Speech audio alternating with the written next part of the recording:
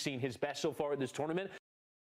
I think it's entirely possible that this was one tournament too many for him, because obviously he is now up there in years. He's been a longer time away from playing consistently at club level.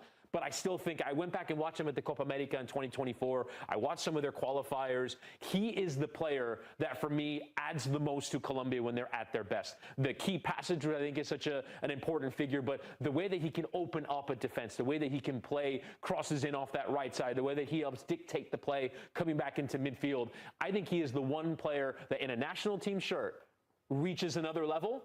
But we just haven't seen it so far at this World Cup. Maybe the game will be more open as a result of Portugal attacking more than maybe Uzbekistan and DR Congo did. So maybe that plays a little bit more to his favor. But I think Colombia cannot reach their ceiling unless he delivers high-level performances. Do you think he's still the same player? Like, really? Like, not just, like, in terms of in name? I've already seen from Luis Suarez. I know what Luis Suarez and Lucho Diaz can bring. I already know who they are. But I'm surprised that you're still putting the responsibility on James Rodriguez at this stage of his career. It's because he does it in a national team shirt. I think, you know, consistently game in, game out at club level, for Minnesota United, for Leon, for whomever, it doesn't matter. In the yellow shirt, he's still that guy. Or at least he has been that guy up until this tournament. So yes, I am still relying upon him to do something significant if I'm Colombia. Game of fullbacks. Mendes up against Munoz. I can't wait for that. That's the one. That's the battle right there. Who's going to manage it? Munoz in the right back, Mendes in the left back for Portugal. Who's going to chance it? Who's going to take those moments? Who's going to read the game well enough to be able to jump out and really join the press or the attack? Munoz, we've seen it done so much in the World Cup so far, but will he do it knowing that if he leaves the space, that's the best Mendes can do it up the other end? The other thing, too, with Colombia is both fullbacks have gotten forward. Mojica has also joined in the overlap a fair bit to help with Diaz. I'm not certain that can be an option in a game against Portugal. If you're going to need more numbers defensively, if you're going to need to put more numbers behind the ball, it would put a lot more pressure on that midfield to the defensive work if both of them are going. I think one of them might have to stay in this one. Also, who's going to pick up Bruno Fernandes? Because I look Jefferson Lerma in that midfield, maybe potentially as someone, but what you don't want to see is Davinson Sanchez having to start creeping into this midfield and its areas, because then that does leave Cristiano one-on-one. And I still believe in world football. If you leave Cristiano Ronaldo, even at 41, one-on-one in world football, he can still work half a yard and know how to find the back of a net. So I think managing the spaces and who handles the transition is going to be vitally important, because what you don't want to find is that you're in a 2v2 battle and you have your two Colombian midfielders against these two Portuguese midfielders. You're going to be in a lot of problems. You are going to be chasing shadows if you're chasing up against João Neves and Vitinha and you haven't seen a lot of the ball. That is not where you want to be in a Colombia shirt. We've got a lot of comments here on YouTube about Ronaldo saying he should be benched. Again. And rest him for the knockout rounds. Do you not think we'll see that? They got to win the group. They got to win the group. If they think that he helps them win, which they do, then he has to play this game and they have to go for it, because I do think that the position of the draw that you're in, having won the group, is different than finishing as runners-up. So I think that this is an important game for both of these teams. Yeah, I mean, whoever wins the group. Should we bring in Buckets then? Whoever wants to put some bets on in this game, you can take some of his advice. Buckets, nice to see you. What have you got for us? Good to see you guys. I'm saying nothing about Ronaldo. Nothing good, nothing bad. I'm not rage baiting. I'm not getting involved in this conversation. I'm just reading the comments. I'm just reading what I'm seeing. Staying away from it. I do have two bets for us all. And us sports bettors are a very fickle group of people. We're very annoying. I'll say that, being one myself, because people respond to the last matchup like it is the determining factor for the next matchup. And that first match with Portugal, DR Congo, everyone bet on Portugal to win. Match ended in a draw. Then they played Uzbekistan, and everyone said, okay, Portugal. It's Egypt versus Iran, live on 5 Live and BBC Sounds. Efan Akoku and Lee Blakeman, your commentary team. Egypt wearing red shirts, Iran wearing all white. Egypt kicking from left to right in this first half in the Seattle Stadium. This one of 2 games kicking off at the same time. They're just about to start in your game as well. Rob Law. They are the huge screen hanging above the stadium with the countdown on, and we are just about to get underway in Vancouver. Belgium, once one of the world's #1 sides, but times have changed since they finished third at the World Cup in 2018. They're yet to fully deliver on the amount of talent that they have to pick from. Their goalless draw with Iran last time out was another example of them failing to live up to expectations. A draw could be enough to see them qualify if Egypt beat Iran in your game, Lee, but boss Rudy Garcia will be hoping for a win and for goals. New Zealand need to win and hope Iran fail to beat Egypt. Well, Iran have just seen a couple of players challenged heavily in the opening minute in Seattle. Their captain, Mehdi Taremi's just gone down on the edge of the area. Referee gave nothing, and then straight after that, we also saw Eza Talahi in the midfield brought down, and the referee again gave nothing. And now Egypt come away down the other end with Trezeguet cutting in from the left, move dead centre, carries it to the right to Imam Ashur, to the edge of the penalty area. Low ball in, early ball in, easy to defend from an Iranian point of view. We've had 90 seconds in Seattle. Efenekoku, I tell you what, if it carries on like this for the 90 minutes, I'll take that. It's end-to-end and lively. It is, yeah. Mehdi Taremi, who's the star striker for Iran, of course, fine player, with a couple of fantastic efforts against Belgium as well, didn't he? Have forced Thibaut Courtois into two tremendous saves. So if they can get the kind of service to him that he found against, the Europeans, there's a chance that he'll get himself on the score sheet. It's interesting that you mentioned Belgium there. We just heard Rob talking about how they were once a golden team, and we've seen in this tournament they've very much dropped off. Has it surprised you just how poor Belgium have been in those opening two games? They are facing elimination as things stand tonight. Yeah, I think, one or two players are coming to the end of their international career, De Bruyne, Romelu Lukaku as well, so that always takes a little bit of time, for the younger players, to step up, despite the fact, they do have some quality in their ranks. Tielemans, I'm a fan of, Charles, De Catalara as well, so I'm sure they will return to close to the top table. They're not too far off still, to be honest. Lukaku caught me out in the opening game. I was watching it with a few friends. He came on as a substitute, and I was sitting there thinking, I think this guy's past his best, and then he almost scored with his first touch. It ended up being an own goal. Yeah. Egypt have the ball inside the centre circle at the moment, moving it to their left. Ahmed El Fatou is over on the far side. Egypt just playing the ball across their back four, moving it from left to right, carrying it to the right back Mohamed Zaini, who's on this near side, but they've stuck in field with Imam Ashur, who's seen a lot of the ball in the opening 3+ minutes in Seattle. El Fatou plays the ball down the left. We've not said the name of Mohamed Salah yet, wearing shirt number 10. Mahmoud Saber has just had an early touch.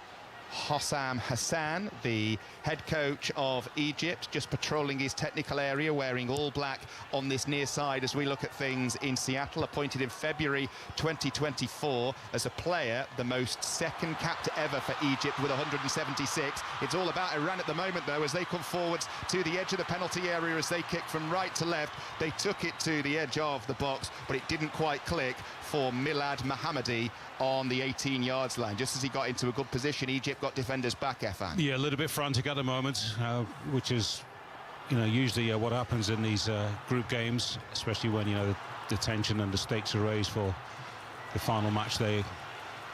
Egypt's yet to get their mojo on in the final third, however. Most of it's been in the middle of the park, but just a little bit scrappy for now. 8-hour time difference between Seattle and the UK as Egypt come forwards down the other end. Salah into the area, tries a left-footed curler, blocked, goalkeeper comes, gets a punch on it, shot goes in, and Egypt are ahead already, and it's Saber who's got the goal. It was a good early save by the goalkeeper. Mohamed Salah involved heavily in the build-up, but Saber with the strike inside 5 minutes gives Egypt the perfect start in Seattle. Egypt 1, Iran 0. Yeah, it was all scramble defensively, wasn't it? Iran had quite a few players back almost on the goal line as well, but he certainly struck it well enough, Saber, and I think it took a slight deflection and just forced one of the Iranian players, to almost miss his kick. Scrappy, as I was saying, and just as also as I said, that Egypt weren't able to get themselves going in the final third.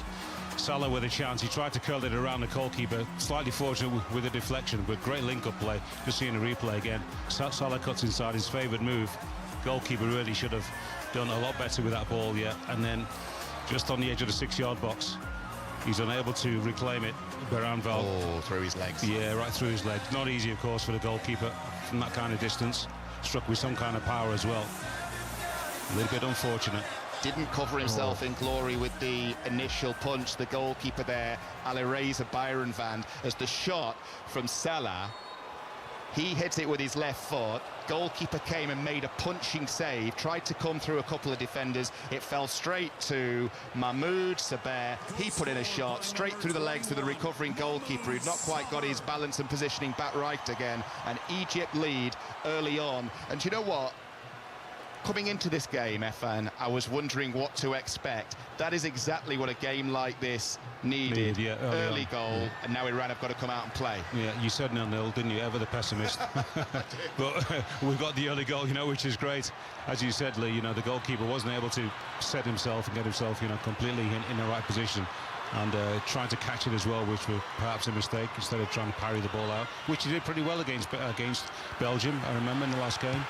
Mohammadi stopped in his stride as Iran looked to respond straight away on the edge of the penalty area. Iran forced to go back towards the halfway line, and they will build again with Kanani, right side of the defence. Rizayan over on the far side. What have Iran got now? They've only ever won 3 World Cup games. Their last was against Wales, 2-0 in 2022. The other 2 against Morocco in 2018 and against the USA back in 1998. If they're to add a 4th, they need to score 2 goals. Looking at the live table as things stand, Egypt top on 7, Belgium up into 2nd place on 3, and then it's Iran 3rd on 2, New Zealand 4th on 2. But a lot can change as we go through the morning. Iran looking decent, getting a lot of joy down this near side, the left. Mahibi runs into Zaini, good defending on the byline, clears down the right,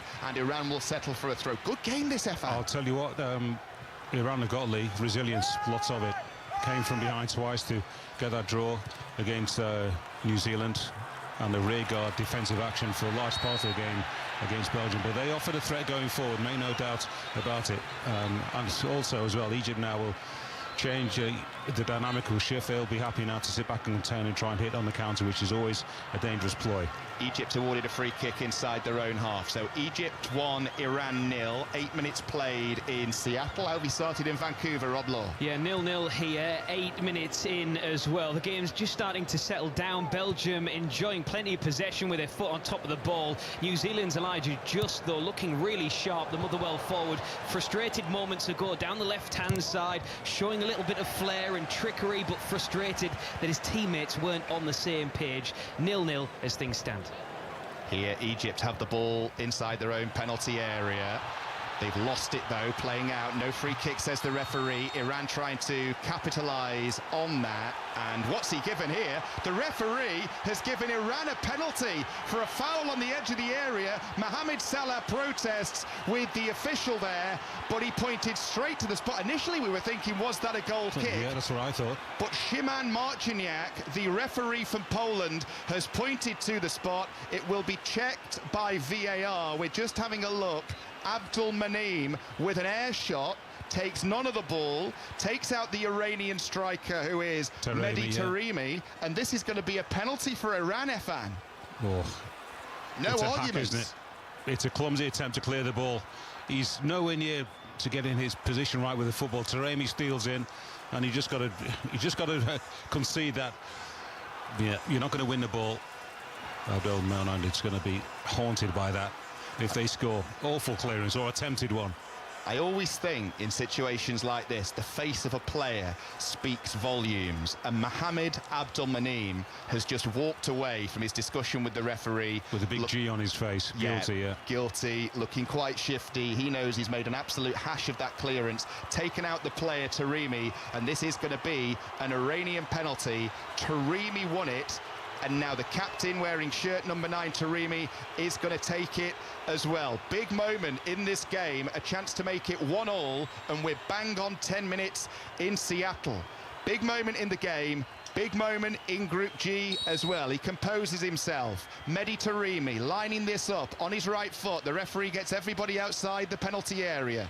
He's taken his time before he runs up, jogs on the spot, very slow. Here comes Taremi, saved by the goalkeeper. Rebound's going to get cleared as well. Chance gone for Iran. They were gifted that. They couldn't take it. And here come Egypt on the counter now with Trezeguet. He's stopped in his stride by defender Ali Namati, who goes back to his own goalkeeper. Good save by Chabert. And you have to say, Efan, former striker yourself who know all about this, Taremi never ever looked confident. Well, it's easy to say, isn't it, after the event, but it was a poor penalty. Perhaps just took that little bit too long with his run-up. Sometimes I just like players just to get, you know, to the spot. As soon as the referee moves all the players away, quickly get into your stride and concentrate on your action. Always coming towards the goalkeeper, nowhere near the corner. It's about as poor as the penalty early on today from Jørgen Strand Larsen, wasn't it, for Norway? Yeah, that was dreadful as well, wasn't it? That's a very low bar that you've set with that penalty earlier on. And this one wasn't much higher, if any, at all. Decent save, but you would expect any goalkeeper, as long as you go the right way, to stop it. Awful miss from the captain. It's one of those things when you look at a penalty, it wasn't in the corner, it wasn't along the ground, and it wasn't hit with much power. It was like wrong. Just begging to be saved, wasn't it? Chabert celebrates by kissing the turf inside the penalty area. Mustafa Chabert, the goalkeeper that is, Mehdi Taremi walks away thinking, what have I done? Because that, to say it was a gift would be an understatement. Abdul Maneem giving away the penalty. He's currently receiving treatment out on the pitch as well. The cynic in me wants to say Abdul Maneem made that mistake and now he's playing the injury card. But I'll be honest with you, Efan, he looks to be in some discomfort, and we're wondering whether or not he's going to be able to continue here. Yeah, he's leaving the field. He's number 6. He's had some treatment. Didn't quite see what happened to him, to be honest. Abdul Maneem didn't play at all for Nice last season because of an ACL injury. He's only played 2 minutes in the qualifying game, so he spent the last 12 months being plagued by injury, and now he's receiving treatment for another one on the field. He's back on his feet. He's making his way to the far touchline. Let's get an update from Vancouver. Rob Law. Still New Zealand 0, Belgium 0, but Belgium have come as close as you possibly can without actually scoring. Trossard played in, it was cleared off the line, it bounced, it ricocheted. It was eventually beaten away by New Zealand. There was a VAR check in there as well, which came to nothing. Belgium so close, but at times just trying to overplay in the opposition box. It is still 0-0, but Belgium very much in the ascendancy. Great chances. Iran come forwards here. Ball played to the edge of the penalty area. Iran with time and space. Can they get a shot away here? Mohammadi, good save by the goalkeeper. It's not gone wide. The rebound's in. The rebound is in, and Iran are level, and it's Rezaian who's got the goal, his second of the tournament, and this crazy game takes another dramatic twist in the opening 13 and a half minutes. Egypt have had the lead, Iran have missed a penalty, but now Ramin Rezaian has got the equaliser from what looked like an impossible angle. Really well taken goal, and we're level in Seattle at Egypt 1, Iran 1. That's a great finish, Lee. As you said, kept his composure. Didn't smash out of football. Calmly hit it. Side foot with pace. Went over the goalkeeper, who made a fantastic save. Mustafa Chabert must have thought, well, that one I'm going to send around the post, which he did. Superb stop. And just when he wanted his defenders, teammates to help him out, nobody was there as quick as Ramin Rezaian was. Great finish. What a response from Iran. Just tell me a little bit, Efan, as a former striker yourself, how on earth has he managed to score that rebound from the byline? I mean, just looking at it again, Mohammadi beat his man, little bit of space, great save by the goalkeeper, he's had a great start, but Rezaian, the ball was virtually on the byline. Yeah. You thought the only thing he could do here is either pull it back or hit it into the side netting. Somehow he's got it across goal, and it's hit the far inside of the net. That is a superb follow-up. There was just a tiny gap, wasn't it, in between the post and the goalkeeper. Not faulting a goalkeeper at all for 1 second. Made a fantastic save, a truly world-class stop, and before he could get himself up and really block that near post, even if he was there, you always leave that little bit of a gap, because you've got to anticipate that perhaps it's just going to go across the face of the 6-yard box. Superb reactions and a well-deserved equaliser. What did I tell you before we came on air, Efan? You said it was going to be a great game, didn't you? Something like that. What a start. This has been the most lively start to any game I've seen this tournament, and I've seen quite a few of them. As Iran come forwards looking to take the lead. Now, Taremi, who missed that penalty a few moments ago, or rather had it saved, wants a free kick for a foul by Haney on the edge of the penalty area. As he was going towards the byline, he got something on the ball, good tackle. Yeah, he did. Mohamed Haney with a good tackle, and referee Simon Marciniak saw the deflection to take it out for a goal kick. Must admit, I didn't. Here come Egypt down the other end, on the attack down the right with Mohamed Salah. You attack, we attack. This is what we like in a game of football. Some of these final group games have been poor, to say the least, because teams have been going into them already knowing their fate. This, wide open, absolutely brilliant, as Egypt win their first corner of the game after 16 minutes. I mentioned Abdelmaneem, the centre-half from Nice. He's had all kinds of problems with injuries in the last 12 months. He's gone off here to be replaced by Yasser Ibrahim, and he's sitting looking so sorry for himself on the side of the field. Egypt from the corner, down the right. Ashore pulls the ball back, and that's going to go wide in the end from Mustafa Ziko. But Egypt, whenever they go forwards, look dangerous, and ditto Iran down the other end, Efan. Yeah, it bodes well, doesn't it, for a fantastic remainder of this football match. Lots of determined and progressive footballers on show so far. Gianni Infantino, the FIFA president. This is match number 63. He must have made 60 of these. He's absolutely I'd love to see his carbon footprint at the end of this tournament. He has put in a great effort getting around the 3 host countries, and he's in Seattle tonight. You could Infantino. track his private jet if you want to, I'm sure. On what is it, Flight Tracker or something? You can find out exactly where he's been. Yeah, well, most grounds is where he's been. Does that man ever sleep? He's here enjoying this, and of all the games that he has seen, the FIFA president Gianni Infantino, as I was hinting at a few moments ago, he won't have seen too many better than this. And here come Iran again down the left, long ball towards Milad Mohammadi, who had that shot saved in the build-up to the equaliser. Gulbani gets penalised, the Iranian midfielder, for a foul. Egypt will have a free kick. They can breathe again. It'll be interesting to see how Egypt settle with the loss of that key centre-half in Abdelmaneem early on, and Yasser Ibrahim coming on to take his place. Here come Egypt now, hitting a long ball towards Salah, carries all the way through to the goalkeeper. Well, unfortunately, you know, they'll certainly prefer to lose any player early on in the match, and gives everybody that time just to refocus and reset whatever tactical tweaks need to be made. Here come Egypt down the left. Trezeguet beat 1, beat 2. Teammate was fouled in the build-up. The teammate in question being Mustafa Ziko. So Egypt will have a free kick wide on their left, and we will see the first yellow card of the game given for a late tackle. We'll just confirm the number of the player there. It is Hossein Kanani, I think it was, yeah. It is Kanani. Yeah, a little bit harsh, I thought. I don't think he caught too much, to be honest, of the opposing player. Kanani shown the game's first yellow card from a referee who really has let this one flow so far, and it's flowing beautifully. Salah on the attack, cutting in from the right, on his left foot, now onto his right, runs in between 2, and he ended up running down a blind alley, because I said he ran between 2. He ended up being surrounded by 4 Iranian defenders. Ball loose inside the Iran half. High they go with the clearance towards halfway, but Egypt have it back again in the midfield. He's Mahmoud Saber. Foul in the midfield by Saber, and is that a yellow card for him? Yes, it is, from the referee. Let's get an update from Vancouver. Rob Law. Well, it's still New Zealand 0, Belgium 0, but it is one-way traffic, and it's the red shirts of Belgium that are storming forward. They are now starting to pick their shots. Brighton's De Kuyper is at the heart of it all down the left-hand side, as Trossard with a shot takes a wicked rebound and just over the crossbar. I said they're getting closer. It's the closest they've come so far after Trossard hit the post moments ago. It is still 0-0, but you feel like a goal is coming in this one.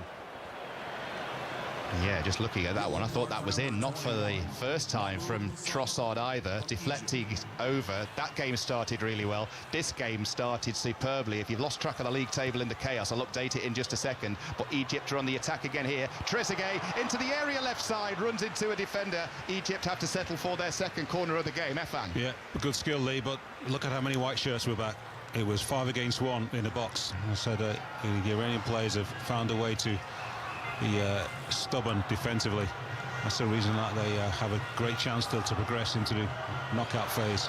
Egypt corner on their left side. It's going to be an in-swinging corner from Imam Ashur. Holds his left hand in the air. It's a low delivery towards the near post. Can they get it clear? Taremi's back there, the striker, skies it, doesn't really get any distance on it. And it's back with Ashur, wide on the left, on his right foot. Can he get the cross in here? Pulls it back, and they'll come forwards now with Zaini, puts in a shot from distance, deflects wide. It's another corner, and the reaction of Mohamed Zaini, who shot from about 30 yards there, the right back, would suggest, Afan, he thought that was on target and wasn't going to be far away. And looking at the replay there, it comes off the head of the defender. He may well have a case. That looked close. It was a good strike.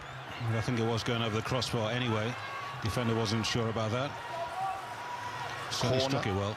For Egypt then on the right this time. It is going to be an in-swinger because it's going to be swung in by the left boot of Mohamed Salah. 21 gone on 5 Live and BBC Sound. Salah with the corner, headed up into the air by Iran, not completely clear. Ball put back forwards by Zico. It's high up in the air, goalkeeper underneath it. Weak punch, Salah, right side of the area, left-footed cross, cleared to the edge and then acrobatically away in the end by Iran and Gados. That was a brilliant overhead clearance. So 1-1 here. What's going on in Vancouver, Rob Law? There is a VAR check for the shot that we described moments ago from Trossard. It was blocked by Finn Sermon. He had his elbow tucked towards his rib cage, and the ball ricocheted off his elbow and down and looped over the crossbar. The referee initially pointed to the spot. He's been sent to the screen. He's marching onto the field now to give his review. Shouldn't be a penalty there. And the referee is going to tell us all. After on-field review, player number 16 of New Zealand, the left hand was in natural position. Final decision, no penalty. No penalty for Belgium. The referee saying that the arm was in a natural position. I have to say, I think many would agree with him. No penalty is the decision, and it remains New Zealand 0, Belgium 0. It's all going on. I'll tell you what, he's got some action in that game as well for a 0-0. He's doing a double shift tonight, Rob Law, and he's earning his keep with that game. 0-0 then in Vancouver, but plenty in the way of drama and entertainment. We've got the same thing in Seattle, but we've got the goals to go with it. 1-1 as the players make their way to this near side as we look at things for the first hydration break, hence the boos all around the Seattle stadium. So as things stand in Group G, a quarter of the way through these final 2 games, the table looks like this. It's basically as you were coming into tonight. Egypt top, but on 5 points now. Iran second on 3. Belgium third on 3, same points as Iran, same goal difference as Iran as well, and then it's New Zealand who prop up the group, bottom, 2 points. It is still wide open, and you cannot call, Efan, what's going to happen in the group and what's going to happen in any of these 2 games, both of which have been great. Yeah, great stuff. Some really good action. I've got a feeling, you know, this second half of the first half will perhaps settle down a little bit. The players have now burnt off that nervous energy. Both teams have had a couple of chances. We've seen a penalty save. We've seen 2 well-taken goals. And then the players will settle down and perhaps think about playing a more cautious style of football, which I'm not sure they're going to be able to be successful at, to be honest. There's just that feel, isn't it, about the final match day of the group stage. You know, you're unaware of what's happening in the other game. You just got to concentrate on your own stuff. Some have just seen the replay, some great saves, particularly the one from Per Anvald early on.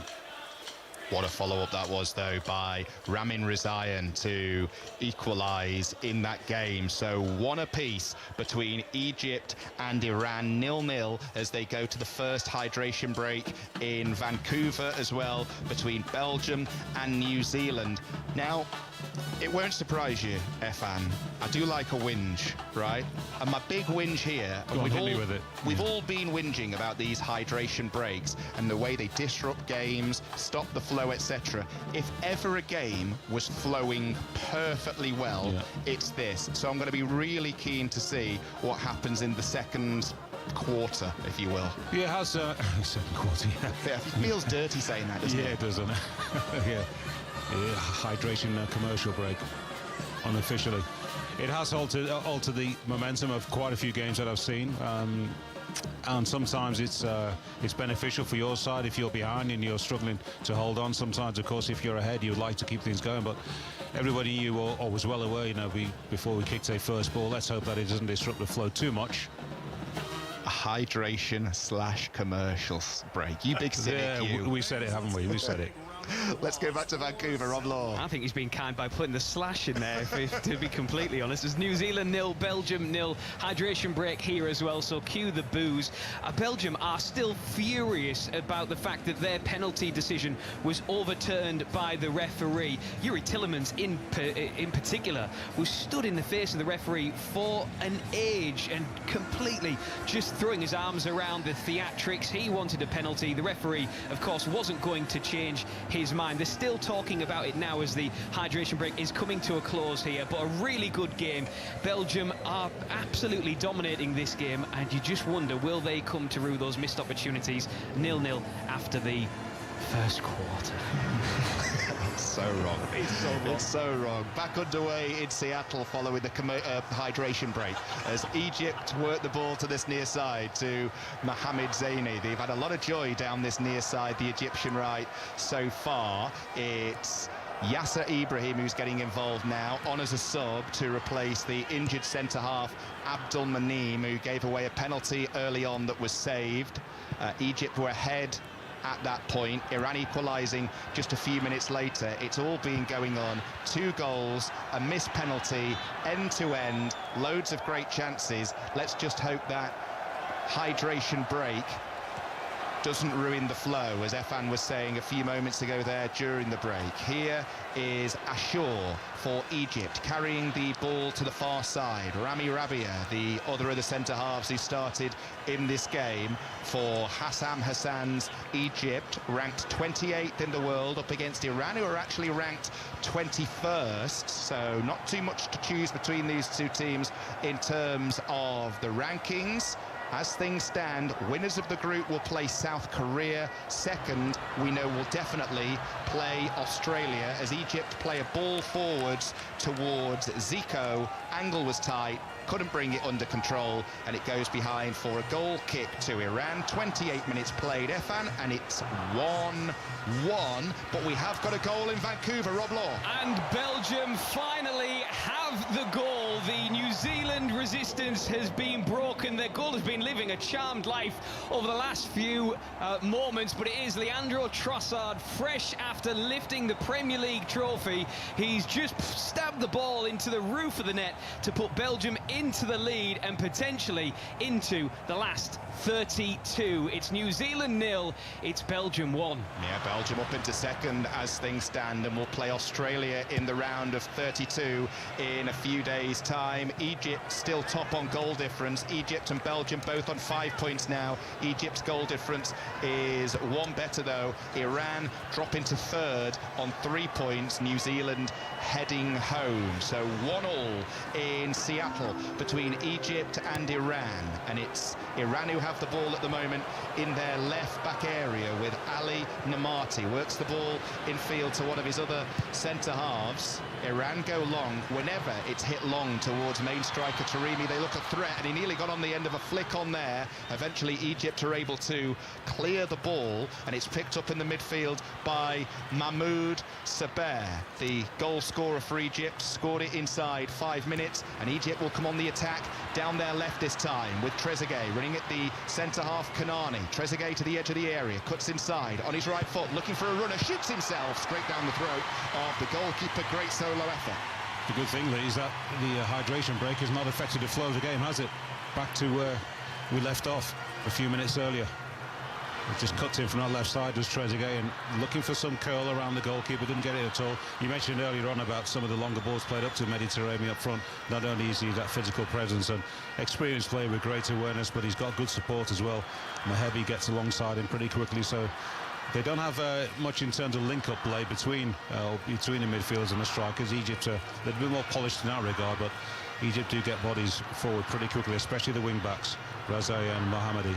He's had quite the career, Mehdi Taremi, now Good playing striker. for Olympiacos, age 33, formerly of Porto and Inter, scored twice in the 2022 World Cup in Qatar, helped Inter reach the Champions League final in 2025 before heading to Olympiacos, where he's just scored 15 goals in his debut season, missing a penalty in this game though, Taremi. Otherwise, excellent, nice and busy, creating plenty. Here come Iran down the left, looking to try and pick out the run of Milad Mohammadi. Ball goes behind, goal kick to Egypt, one apiece between the two teams in Group G. Next live commentary on 5 Live, 10 o'clock tonight, Panama against England with Alan Shearer and John Murray live from New Jersey. We'll also have updates from the Croatia-Ghana game. We now know, following results so far tonight on 5 Live, England definitely through to the knockout stages. What we're all waiting to see now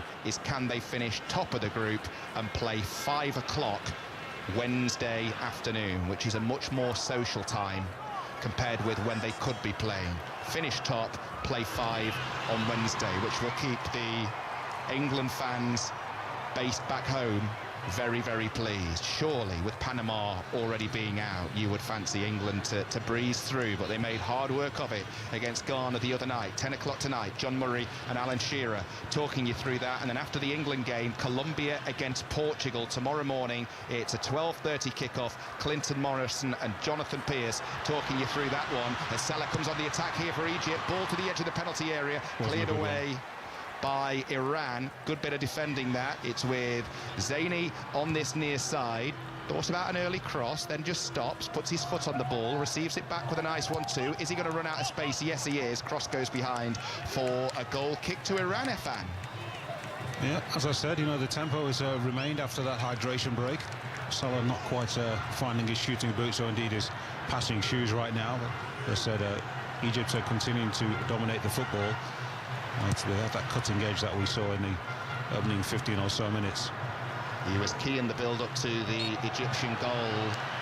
Salah, if you've joined us late, inside the area, left foot shot, well saved, and Saber was there to score on the follow-up, putting it through the goalkeeper's legs. Iran then missing a penalty after 8 minutes before equalising not long after that. So it's all been going on in Seattle. It's been busy in Vancouver as well. Belgium leading New Zealand there by 1-0. Iranian goalkeeper Byron Van nearly got himself into trouble there, trying to play out from the back, ended up having to beat a man before completing his clearance, which to his credit, he did really well. Taremi lets the ball run, and now here comes Mahibi to the edge of the penalty area, stopped in his stride. Iran have to settle for a throw, but nice move. Yeah, that was a good chance. Natil over left the ball for his teammate. The return pass actually wasn't good enough, didn't quite link up well, the two attacking players, and Egypt just had enough bodies back just to smother that attack.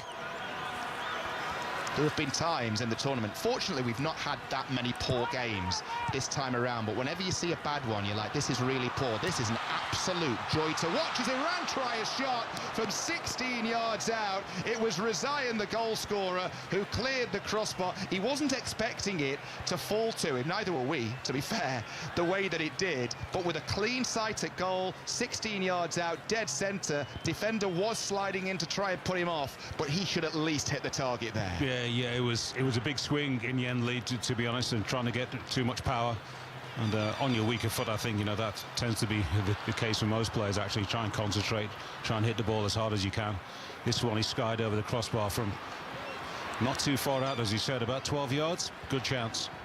Yeah, as I was saying there are games you come away from and you're just like, God, football can be dull sometimes. This has been an absolute joy as Egypt have the ball in the centre circle with the substitute defender Yasser Ibrahim, moves it forwards, and they have it with Lachine in the midfield, and now Zaini on this near side. Egypt just passing the ball around on the halfway line. This must be the first time either side has actually played a sideways pass so far. Iran applying a fast high press up the field, so Egypt can't do that for long. It's with Zaini in from the right, and that's going to be a foul on the halfway line on Lachine, and Egypt will have a free kick. Ezza Talahi just looking very frustrated there from an Iranian point of view. Yeah, he's fortunate to escape with that yellow card there as well. The referee, Simon Marciniak, flashed a few minutes earlier. Yeah, Egyptian bench, Hassan Hassan, and his brother as well, who looks like his twin, by the way. As a member of his coaching staff, he just got a little bit more hair than the head coach.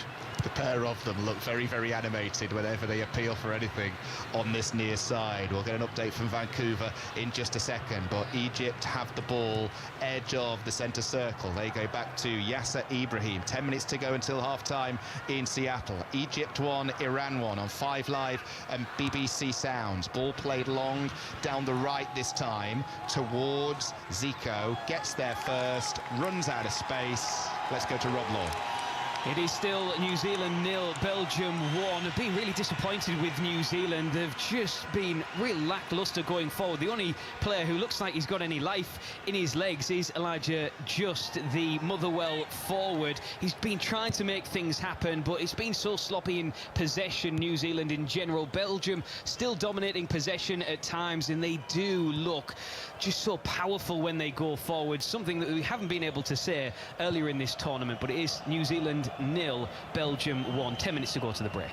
Iran on the attack with Mohammadi to the edge of the penalty area. Good challenge going in that time. Well read by Yasser Ibrahim. On as a substitute. Ball goes out for a throw into Iran on this near side. 20 yards from the corner flag, which is going to be taken by the centre half, Ali Namati, and he's using the full run-off area here to line up a long run. It's going to be a long throw. Kanani, one of the centre halves, is forwards from the back. In goes the throw. Could only find a red shirt though. Easy header clear by Egypt, but it's back with the throw in taken. Amati on this near side. On his left foot, diagonal cross goes in towards the back post. Egypt with the header clear, but it goes straight to a white shirt, and it's the goal scorer for Iran, Rezaian. He loses it, and now Trezeguet will bring Egypt away on the counter. Works the ball in field to the goal scorer, Saber.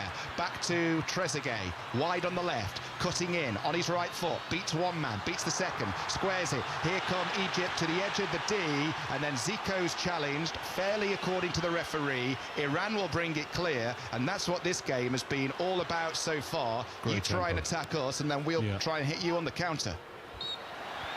Great tempo from both sides, actually. You know, the timing and the response to conceding the first goal from Iran was absolutely fantastic, because against some teams, even if they score first, they will continue to attack, looking for the second goal. Egypt was certainly not one of those sides. So before they got truly set and entrenched in their defensive shape and got to some kind of great rhythm, not only as a unit defensively, but also in the midfield, Iran got themselves back on level terms, and that's just allowed us to have this continuous, almost like end-to-end game, really, isn't it, to be honest? Well, you just mentioned the tempo there a few moments ago. Here come Egypt again. Trezeguet in from the left to the edge of the penalty area, beats his man on his right foot. Challenge goes in, and the ball goes behind for the fourth Egyptian corner of this first half. When you talk about the tempo and how consistently brilliant it's been in this game, there's only one reason behind that, and that is, of course, regular hydration breaks. Need more of them.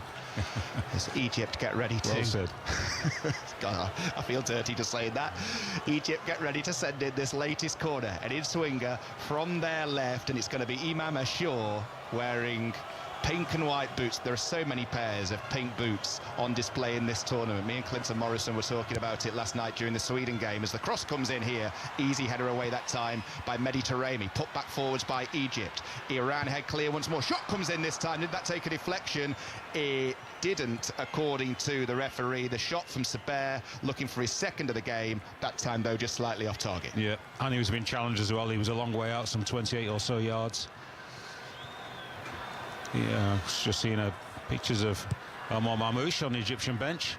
Be disappointed to be left out, of course. Very disappointed. Yeah, no need for him so far, though, the Manchester City man, because the team are creating so much in his absence. But at the same time, not a bad impact sub to come on later in the game. The ball is back with the man wearing all yellow. That's the Egyptian goalkeeper Mustafa Shabir, who saved that penalty early on. Efan said poor penalty. At the same time, somebody who's in the goalkeepers union, albeit the Sunday League one, still a decent save nonetheless. You say that he read the body language of the striker. Zaini in from the right. His cross is cleared. We have got 5 minutes to go until half-time on 5 Live and BBC Sounds. Egypt 1, Iran 1. Ball played forwards from the back by Egypt and centre-back Rami Rabir. It's picked up by Trezeguet on the edge of the centre circle. Carries it to Salah inside right. Ball played forwards. It's Ashore. Poor pass in the final third, and it carries all the way through to goalkeeper Byron Van, who certainly didn't cover himself in glory in the run-up to Egypt's opener. Now Iran have lost the ball carelessly in the midfield, and here come Egypt once more. Salah, dead centre.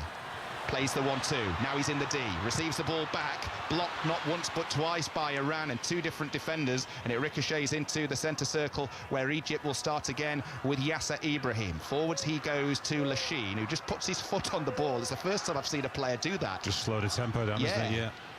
I must admit, I'm thankful of errors, you know, that goalkeepers make. It always gives us a fantastic, especially early on. It just gives the game that little bit of urgency and drama. Oh, and now a little bit of drama at the back here because Ibrahim wanted too long on the ball. Careless from him. They tried to recover the situation. Iran win themselves a free kick in the centre circle, and that started awfully from Yasser Ibrahim, and it ends awfully as well because in trying to recover the ball, he's just been booked for a foul. Yeah, it's one of those desperation, call it more of a coming together, and Hossam is absolutely furious. Yeah, he knows those errors can. Fortunately for him, I think, you know, this defender did the right thing. Made the foul and stopped the counter-attack. We know Egypt are definitely through to the knockout stages. It's just what place they're going to play or what place they're going to finish in the group. Whoever they play in the round of 32, I want the broadcasters to just give us the option of having a camera permanently on Hossam Hassan, because he's so animated. He just looks, Hassan Cam would be so entertaining. He just looks brilliant on this near side. As Iran go long down the left to Mohammadi. Back to goal, offside flag goes up over on the far side. So let's take this opportunity to get an update from Vancouver. Rob Law. And another chance for Belgium, their 11th attempt on goal in this first half. It was Kevin De Bruyne into Trossard, cut back to De Bruyne, who blazed his effort over the crossbar. He is desperate for a goal tonight, but Belgium showing everything they haven't previously in the competition, and they still lead by a goal to nil. Yeah, well, I've seen De Bruyne already in this tournament. He reminded me of what Ronaldo was like in that first game. Just looked so desperate to try and open his account as Egypt come on the attack with Salah. He's stopped by centre-back Ali Namati. Unfairly, says the referee. Egypt free kick inside right. Yellow card for Namati. Feisty now as well as quick-paced. Great play from Mo Salah.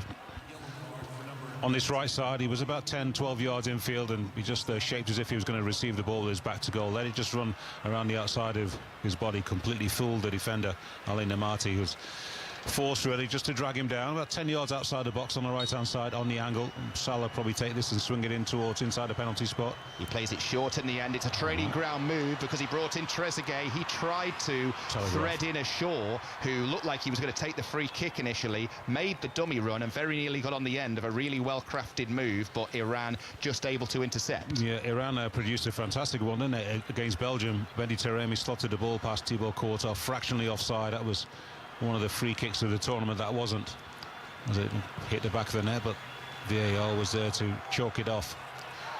Egypt 1, Iran 1. Both goals coming in the opening quarter of an hour. It started frantically, this game, and it's continued at that pace ever since. Mohamed Salah here has ended up picking the ball up on the halfway line. Now he's ended up nearly on the edge of his own penalty area. Eventually shows his experience, shows his skill, and shows his composure on the ball to get himself out of a bit of self-inflicted trouble, and carries it to a teammate over on the far side. Into the final minute of a brilliant first half in Washington. One apiece. Egypt looking to try and get one more goal here to lead going into the interval. Salah again across the halfway line, plays it forwards to the edge of the area. Egypt player goes down. Trezeguet looks at the referee, and the referee says get up and get on with it. Nothing doing there. Yeah, the ball was a little bit too high from right on the edge of the box. And Ramin Razan, the goal scorer for Iran, just gives him a little friendly tap of the head. The game's actually been played in quite a good spirit, hasn't it, so far? 1-1, lots of great action. And so both players respecting each other. Just after, we're approaching half-time, Lee, but I can still understand now why Hassan Hassan decided to leave Marmoush on the bench. He's one of those players, one of those attacking players who goes out of structure quite easily.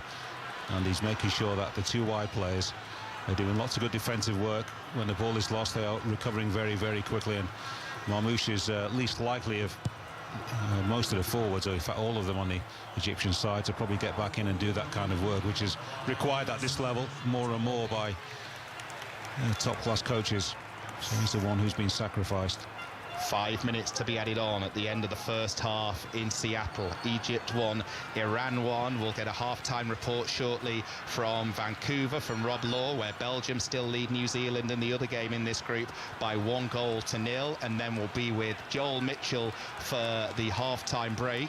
He ended up talking about different brands of moisturiser with us pre-match, so I'm really keen to see what he's got lined up for half-time, as Ali Namati takes a short throw. He's going to receive the ball back on this near side, get some support from Saman Ghoddos, the former Brentford man whose name we've not seen or said too much. Namati with the cross here, goalkeeper comes, misses it, and the header just goes wide. Iran thought they got an equaliser there. We must say, first and foremost, what a cross from Namati, the centre-back, crossing it like an out-and-out winger as he received it back from Ghoddos. Brilliant cross. Goalkeeper came 6 yards out, took out a couple of players. Did he get anything on the ball? No, he didn't. No. And the header from the centre-half, Khalil Zadeh, just went wide off the far post, Efan. Egypt have got a few players back behind the goalkeeper anyway, so you'd imagine, unless it was a bullet header, that's not going to beat 2 or 3 Egyptian players. But the goalkeeper was teased into that, wasn't it? It was a superb cross, as you said. Came flying for it, Superman style, and missed it. Unfortunately for him, he didn't actually make contact with the defender. Otherwise, that's a penalty because he was late.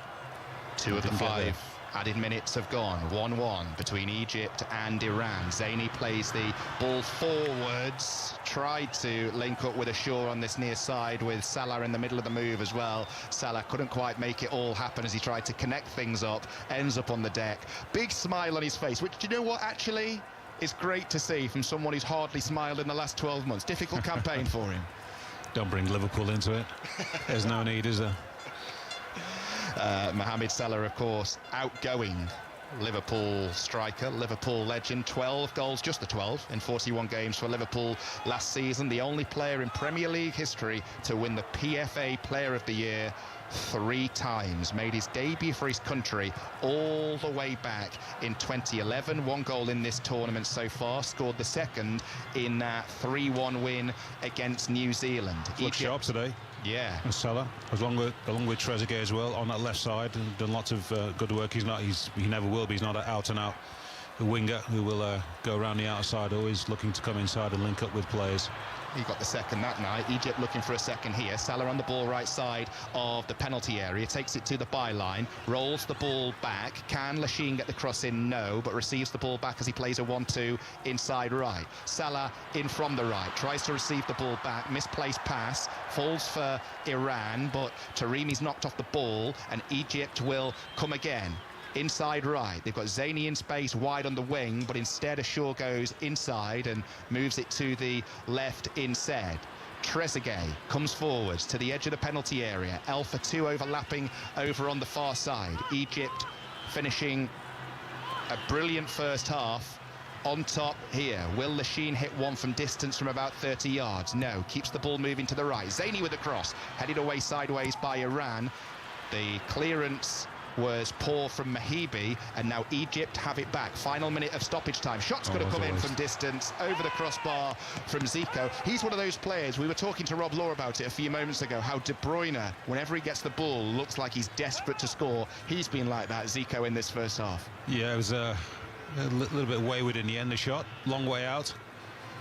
But after about 2-3 minutes of about their best period in terms of ball retention, Egypt, a little bit wasteful. It's a treat, actually, because if you are a seasoned watcher of Egyptian football, the national side anyway, over the last 10-15 years or so, when they've not been at their strongest on the continent, especially in Africa, this is about as entertaining and as open as an Egyptian side that I've seen, or performance-wise anyway.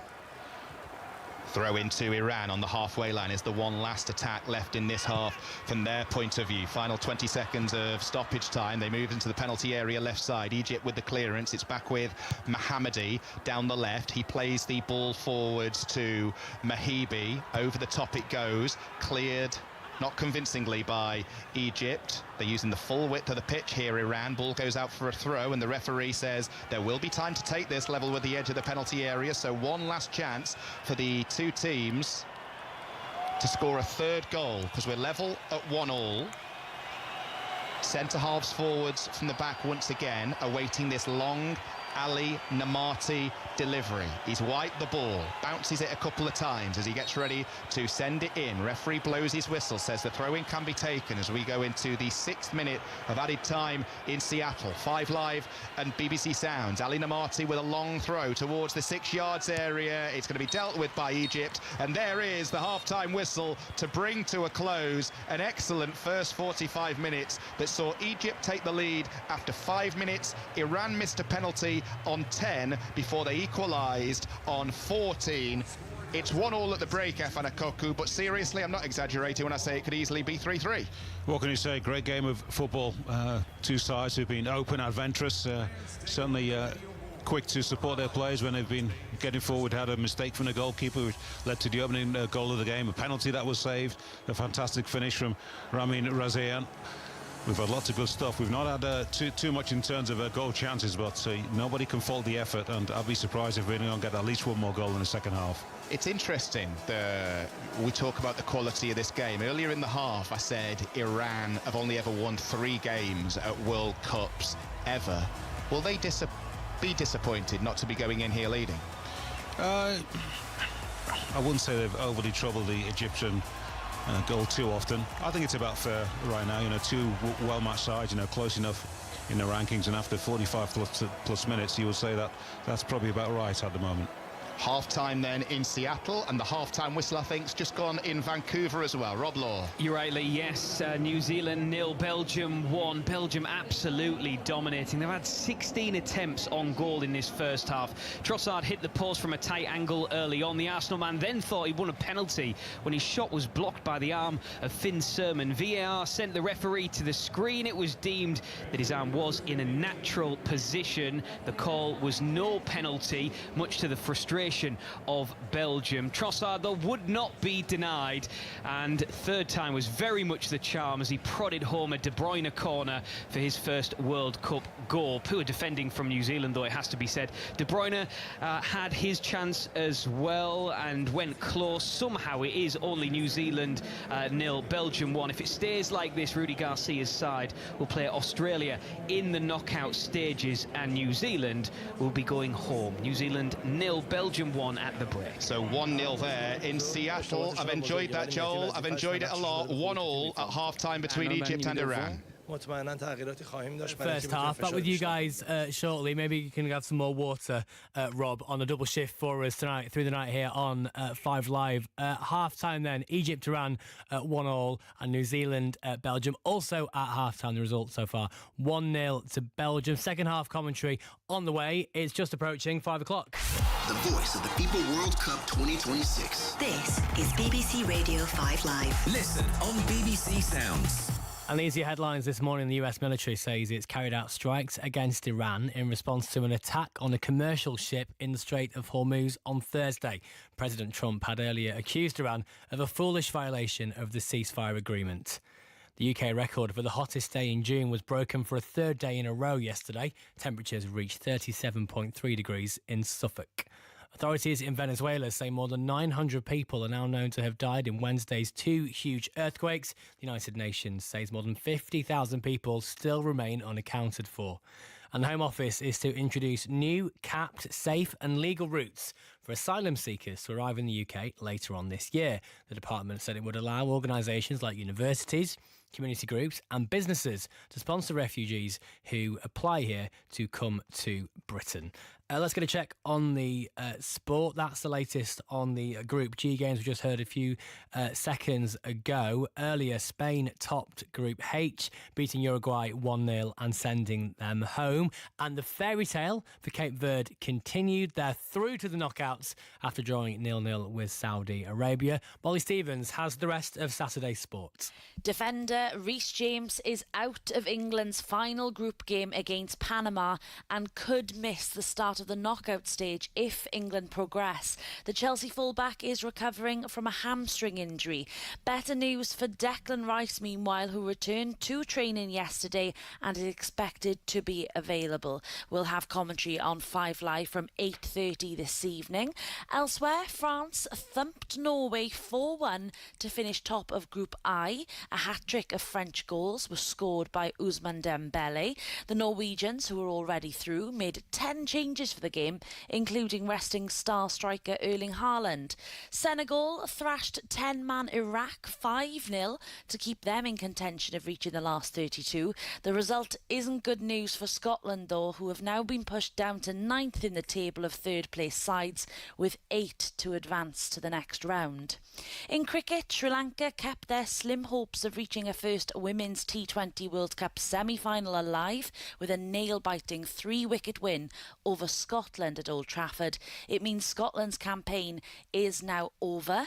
England are back in action from 7 o'clock in the evening on Saturday. They're already through to the semis and take on New Zealand with coverage on Sports Extra. From 5 to 11 this morning, we have commentary on 5 Live of England's men versus New Zealand on day 3 of the third test at Lord's. England closed on 223 for 2 yesterday, 215 runs behind. And after Mercedes, Kimi Antonelli topped Friday's practice at the Austrian Grand Prix, we have coverage of qualifying from the Red Bull Ring from 3 o'clock. The voice of the FIFA World Cup 2026. BBC Radio 5 Live. And there is the final whistle. Celebrations for Ghana after a 0-0 draw against England. Look, we wanted to win, but we take the point and we're still in a great position in the group. We were there, we were pushing. It is what it is. They said they're still out, we couldn't break it down. England do have good options, good players. Tuchel's got to tweak a few things. England take on Panama tonight at 10. Ask your smart speaker. Play 5 Live. The voice of the FIFA World Cup 2026. This is BBC Radio 5 Live. With Joel Mitchell.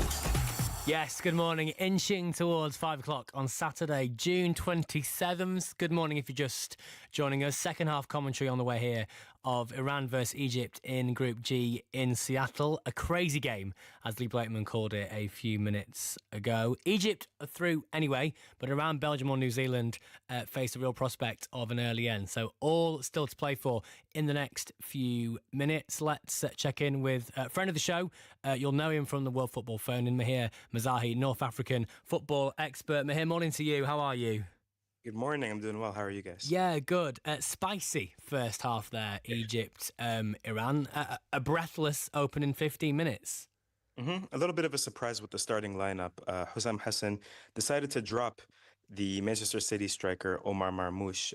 He's obviously probably the second biggest name in the Egyptian national team after Mohamed Salah, and for him not to start such a crucial match at the World Cup, I think, surprised some, but when you reflect over how he's played over the first couple of matches, I think it's something that actually even many Egyptian fans were calling for. And in his stead, he plays Mahmoud Saber, who's not even the biggest name in the Egyptian leagues, a sort of very good attacking midfielder, but not by any means a superstar. And he comes in very, very clutch, scoring a goal after just 5 minutes, putting Egypt ahead. Yeah, and it was a nightmare start for Iran with Egypt scoring in the 5th minute. But the Iranians, they've pulled it back with an equaliser. They're not going down without a fight. and they were peppering the Egyptian goal. I think on one hand, it was good for Egypt because it got to highlight in my opinion, the skills of their goalkeeper, Mustafa Shubir. I think he's one of the most talented young goalkeepers in this World Cup. And just because he plays in the domestic league in Egypt, I think maybe he's a little bit underrated. But he came up huge, first of all, saving Mehdi Tarami's penalty. And even on the goal that Iran ended up scoring, Rezaian scored, he pulled off a pretty spectacular save. It was just the rebound that beat him.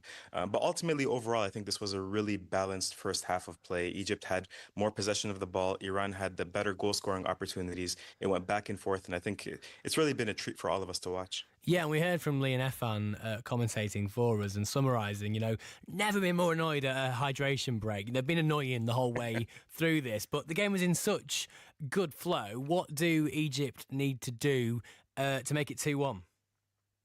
Yeah, and apparently it's very windy and cool today in Seattle as well, so there was absolutely no need for a hydration break.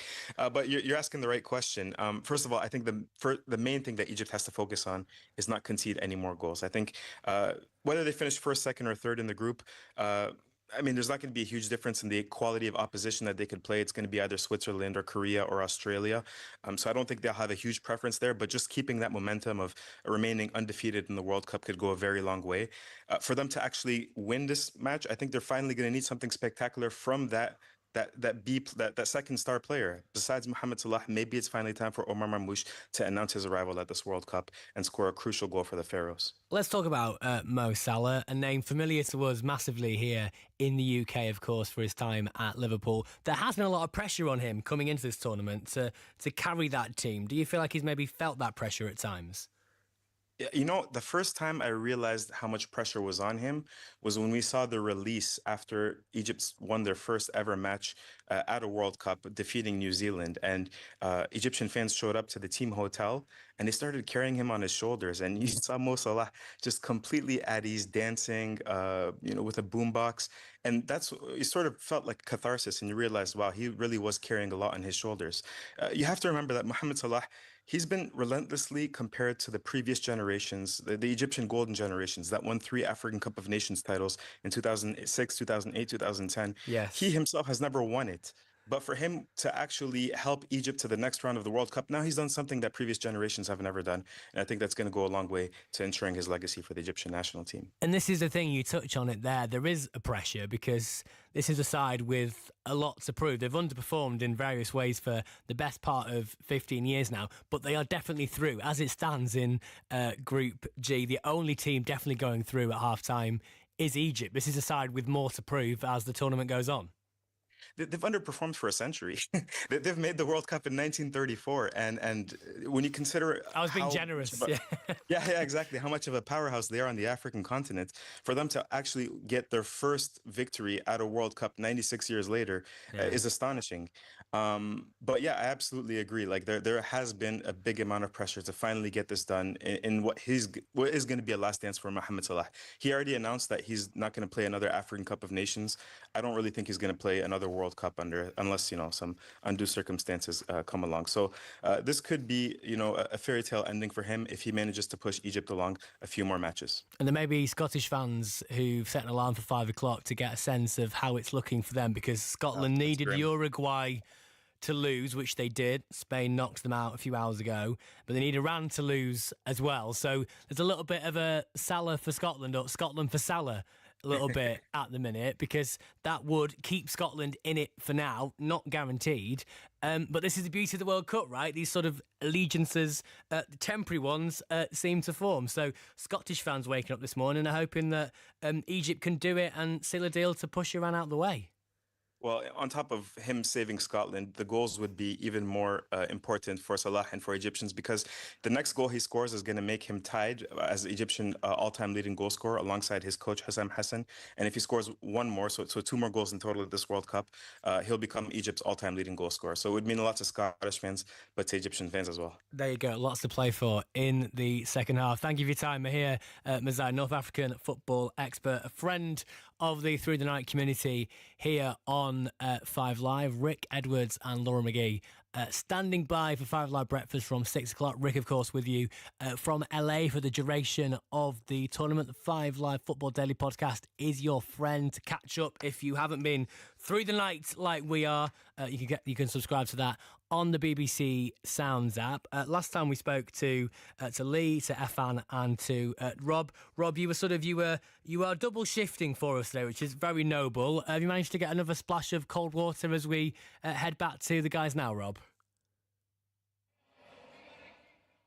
We'll get back to them in a minute. Maybe Rob's still actually just splashing some cold water on his face because he has been here all night watching that spectacular Cape Verde stunning victory. They are the smallest country to make it through to the knockout stages. We'll rejoin the guys in the next few minutes for second half commentary of Iran versus Egypt in Group G in Seattle. It's been a crazy game so far. Egypt are through anyway, but Iran, Belgium or New Zealand do face a real prospect of an early end. We'll rejoin them in the next few minutes here on 5 Live.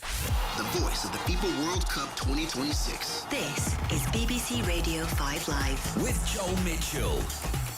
And of course, 8:30 tonight, we bring you build up to England's final group game against Panama. Mark Chapman with you for that. John Murray on commentary duties with Alan Shearer. It's a 10 o'clock kick-off. The build-up is from 8:30 here on 5 Live. Let's rejoin Group G action. Lee Blakeman, it's all yours. Thank you, Joel. The two teams just in the tunnel, which is, of course, in the corner of this stadium. It's in the corner of many stadiums in this World Cup, being hosted in 2026 by Canada, by the USA and by Mexico. We are in Washington for this game tonight at the Seattle Stadium, which is handily enough in Seattle. Group G, final round of fixtures, as Joel was just saying. The table with one half of football to go in the group.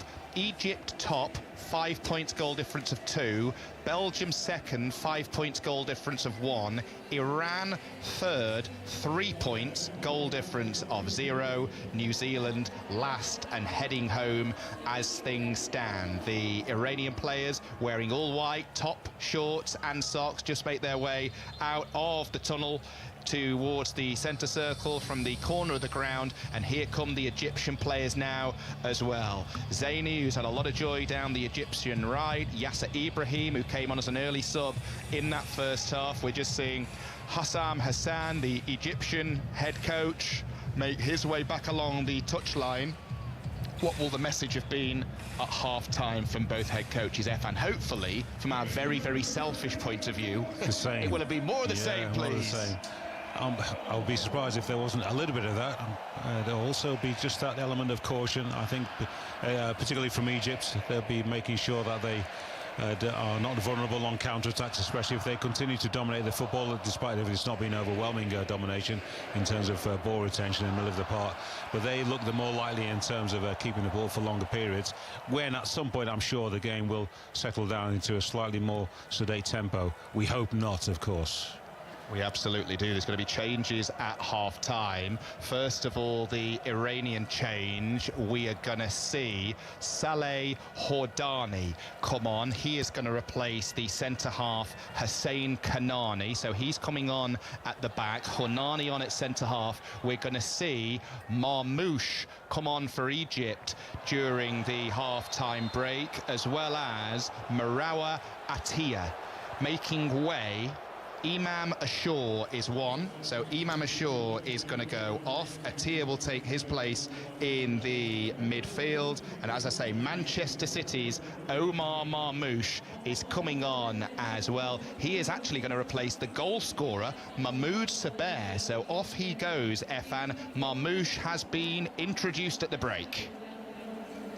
A little bit surprising, actually. I thought, I wonder if there's a little bit of an injury that's been picked up. Hassan Hassan has gone brave, hasn't he, in the second half? Maybe believing that the Iranian side is not quite there for the taking, but with a little bit more tempo and freshness, they can get the opening goal of the second half and perhaps, hopefully, from their point of view, run away with things. It was one of those where, because of the flow of the first half and the entertainment that we were given, you just wanted to go to both head coaches. You know, when your parents say to you, just don't mess, just leave it alone. That is exactly what you wanted to say to both head coaches, but both have messed. Egypt bringing on Atiyah and Marmoush. Iran bringing on Hodani at centre-back. We're off and underway then. Iran getting started for the second half in Seattle. 9 minutes past 5 across the UK. 9 minutes past 9 local time in Seattle. Egypt 1, Iran 1. Efan Ekoku, former Wimbledon, Norwich and many other club striker, and myself, Lee Blakeman, your commentary team as Egypt play the ball forward, or Iran rather play the ball forwards. Egypt with some defending to do, and Iran will have a throw-in on this near side as they kick from left to right. And from our point of view, we want the second half to start in exactly the same way as the first half did. If you are just waking up, hello, good morning. In the first half, 2 goals and a missed penalty in the first 14 minutes as Iran come forwards here down the right. Early cross across the 6 yards area, just needed a touch, didn't get one, and Zaini facing his own goal, very nearly put it into the back of the net. Here they come again. It might fall for Marmoush to clear. He couldn't get it clear, and then eventually Iran clear the crossbar with the shot, and it started lively again, Efan. Super delivery. Mehdi Taremi applauds his teammate. Used to whip the ball around. Absolutely fantastic cross. That's the ball of the match so far. Yeah, and he just actually wasn't expecting it, was he? The Iranian captain, when perhaps he should have been. It's not been his night so far, has it? Taremi, shot eventually went in from Ezzatolahi. Samagodos with a cross, wasn't it? Yeah, superb delivery. Knowing exactly what a fellow attacking player would want. Took everybody by surprise. Taremi, defence goalkeeper. Iran throw on this near side, taken by the goal scorer Rezaian. It's cleared away by Egypt to the centre circle. I'll run through the 2 lineups for you in just a second as soon as we get an opportunity. The ball is on this near side. Rezaian can't make it stick. And eventually Iran have it and will come away with the ball. Again, they go back to their goalkeeper, who is Byron Van. They have Rezaian, Hodani, Khalil Zadi, Namati and Mohammadi, who's been really good down the left across their back 5. Mohammadi has just been superb at getting forwards. The 4 in midfield, Godos, Gulbani, Ezzatolahi and Mahibi, and the main striker, who Efan was just talking about, Mehdi Taremi of Olympiacos. Here, they come forwards, Iran down the left. Egypt able to defend as Egypt kick from right to left in this second half. They are going to go long. They hit it forwards, nobody waiting for the out ball. They've got Salah and Marmoush on, but nobody could get on the end of that long pass that time by Lachine. Ball hit long by Iran. They're back underway in Vancouver as well. We'll get an update from Rob Law in the next few minutes, but Egypt have the ball on their left here with Trezeguet cutting in on his right foot, plays the ball forwards. Marmoush keeps it moving to the left. Early cross towards the back post. Can Salah get on the end of it? No, he can't just quite, and it's cleared away on the turn by Mohammadi. Let's get an update from Vancouver. Rob Law. Where Belgium have doubled their lead. That's the breathing space that they needed. I was about to tell you how New Zealand needed a big second half because a draw wouldn't be enough for them. They're heading out unless they win. That mountain has just got a little bit taller, and it's thanks to Leandro Trossard. Received the ball inside of the box, had to dip his shoulder to get past the defender. The first shot was blocked. The follow-up was hammered into the back of the net. It's New Zealand 0, it's Belgium 2. And the roar that you heard just while Rob was telling us about that goal is because Egypt went close. Trezeguet with a shot inside the area, well saved by Byron Van. You'll be looking at that thinking, I should have done better there, Trezeguet. He's had a good match so far. Yeah, it wasn't the most powerful attempt. He will strike on goal. Remainder of this tournament, you'd imagine, a comfortable stop for the goalkeeper. But Egypt once again dominating proceedings in the second half, but don't quite have that cutting edge so far. If you are just joining in, I'll give you the personnel in the Egyptian side in just a second. El Fatou just about managing to make it stick. Moves it to Lachine, edge of the centre circle. Egypt play it forwards towards Marmoush. Iran with the clearance, but the ball is back with Lachine. loses it, and Iran have it back with Taremi on the halfway line. Now, he moves it to the left. Can Iran take the lead in this game for the first time? They should be in front if they hadn't have missed that penalty that Taremi won and missed earlier. Really poor penalty if you've not seen it yet, by the way. It is live, this game, on the BBC. And a reminder, if you're watching via the BBC iPlayer, you can select the Watch with 5 Live option to get our commentary synced up perfectly with the pictures of this game, which has been an absolute cracker. Egypt 1, Iran 1. We just heard there about that second goal from Rob Law. Belgium 2, New Zealand 0. So as things stand in Group G, Egypt top, 5 points, goal difference of 2. Belgium second, 5 points, goal difference of 2 as well. Egypt scoring more goals, though. Iran third on 3 points, New Zealand last on 1. It is one of those groups, Efan. We said it coming into tonight, and we'll still say it now. It is wide open. Egypt, though, we know, definitely through. It's just a case of what position. Yeah, which will, of course, would have been reassuring for them. Obviously, Hassan Hassan would have been looking to try and get his players motivated enough to get a victory tonight. As I said, at some point, you would imagine in the second half, they'll be getting word of what's happening in the other group game. And I wouldn't say exactly caution would then be the order of the day for the Egyptian side, but just making sure that they're not overly exposed, which is the same thing, really, isn't it? To be honest. Egypt with a free kick inside their own half. Egypt with Mustafa Shabir in goal, Zaini, Ibrahim, Rabia and El Fatou across their back four. Maroa Atia on as a half-time substitute, sitting in midfield with Lachine. Then it's Zico, Marmouche and Trezeguet behind Salah. Salah into the area, back to Trezeguet, shot goes in. Good block.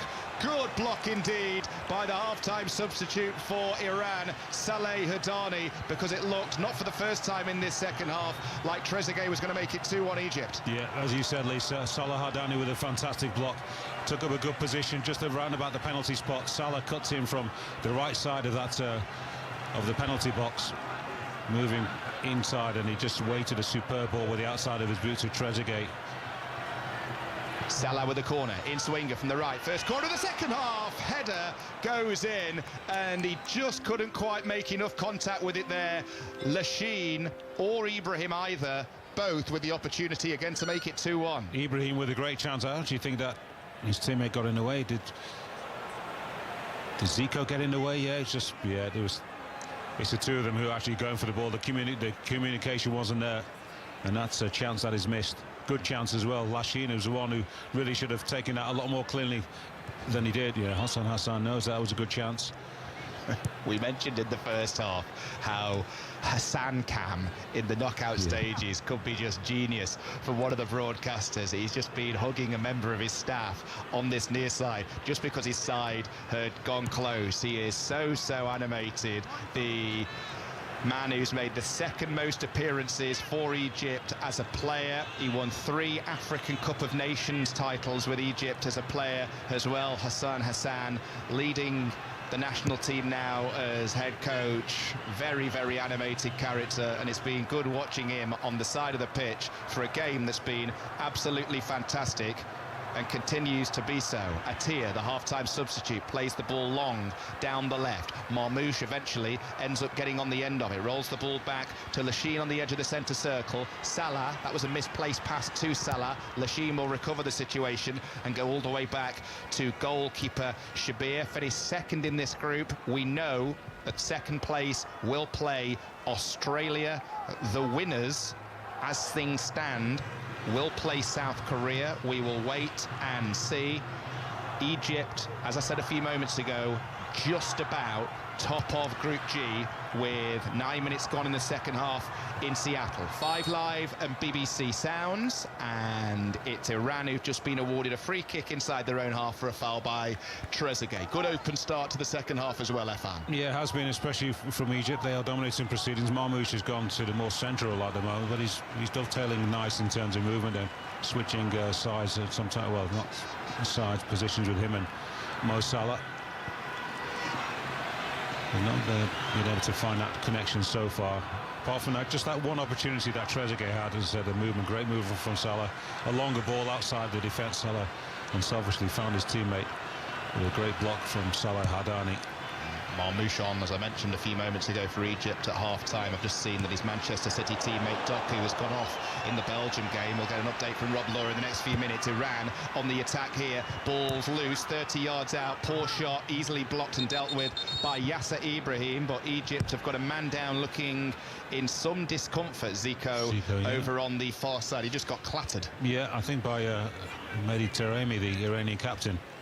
He's not badly hurt, in fact, he's not hurt at all.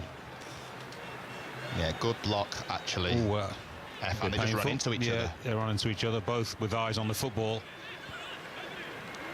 Yeah. They're the ones that just pain you that little bit more when you're not properly braced for a collision.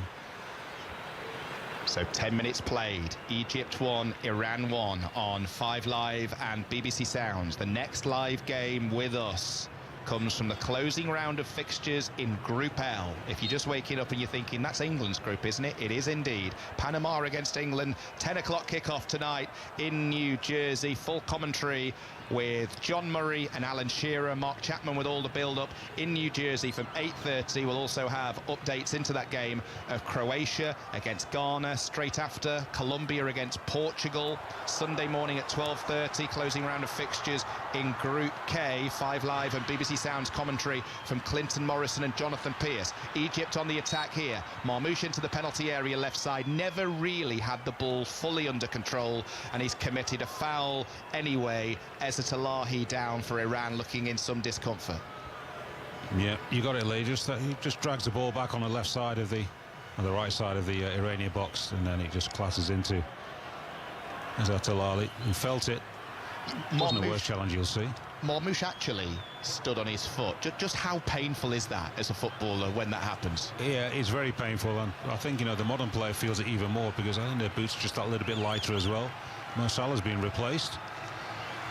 He is indeed by Zizou, the man wearing shirt number 25. So Salah going off, Zizou coming on. Let's get an update from Vancouver. Rob Law. Still New Zealand 0, Belgium 2. The Kiwis have just registered the first shot on target, though. Elijah just no surprise that it's come through him. He's been by far the busiest man in a white shirt so far. Fizzed a low shot, which was well pushed away by Thibaut Courtois, the Real Madrid goalkeeper. But New Zealand showing signs of life, but it's a long way back for them. Belgium still dominating possession for the most part. New Zealand 0, Belgium 2. So Zizou on for Egypt here, replacing Mo Salah. Zizou's record, he plays his club football for Al Ahly. Scored 84 goals and got 71 assists in 260 games for Zamalek before leaving to join Al Ahly last season. He is quite the threat, 30 years of age, wearing shirt number 25, and he replaces the Egyptian captain Mo Salah with just over half an hour to go plus stoppage time in Seattle. Yeah, I think he's made a good move, to protect Salah, as we mentioned earlier. Egypt are through to the next phase. No point overstressing your star goal scorer. You could do with just a little bit of a rest, and Zizou, of course, would be grateful for the action he sees now. Between what minute are we in now? Lost track now. 58, yeah, and Salah's got some ice on his leg. He has. He's got some strapping on his left thigh. Some strapping on the left thigh of Mo Salah. So as you were just saying there, no point taking any risks, but it looks like he's gone off as a precaution anyway, because Egypt wouldn't want to go into the knockout stages, as you said, already guaranteed a place in the last 32, but they absolutely wouldn't want to be without their talismanic captain. Yeah, you would hope it's just precautionary as opposed to a proper injury. Egypt with a long ball over the top, this time looking for Trezeguet, who looks a threat whenever he gets near to the ball. He's just not quite had the rub of the green in the final third, has he, despite the good positions he's got into, Trezeguet? Yeah, so many of the balls played for him have just not quite been on the money. He's made some good runs, lots of good work. That's quite a disappointed look, actually a concerned look from Mo Salah on the bench. His ice on the left hamstring.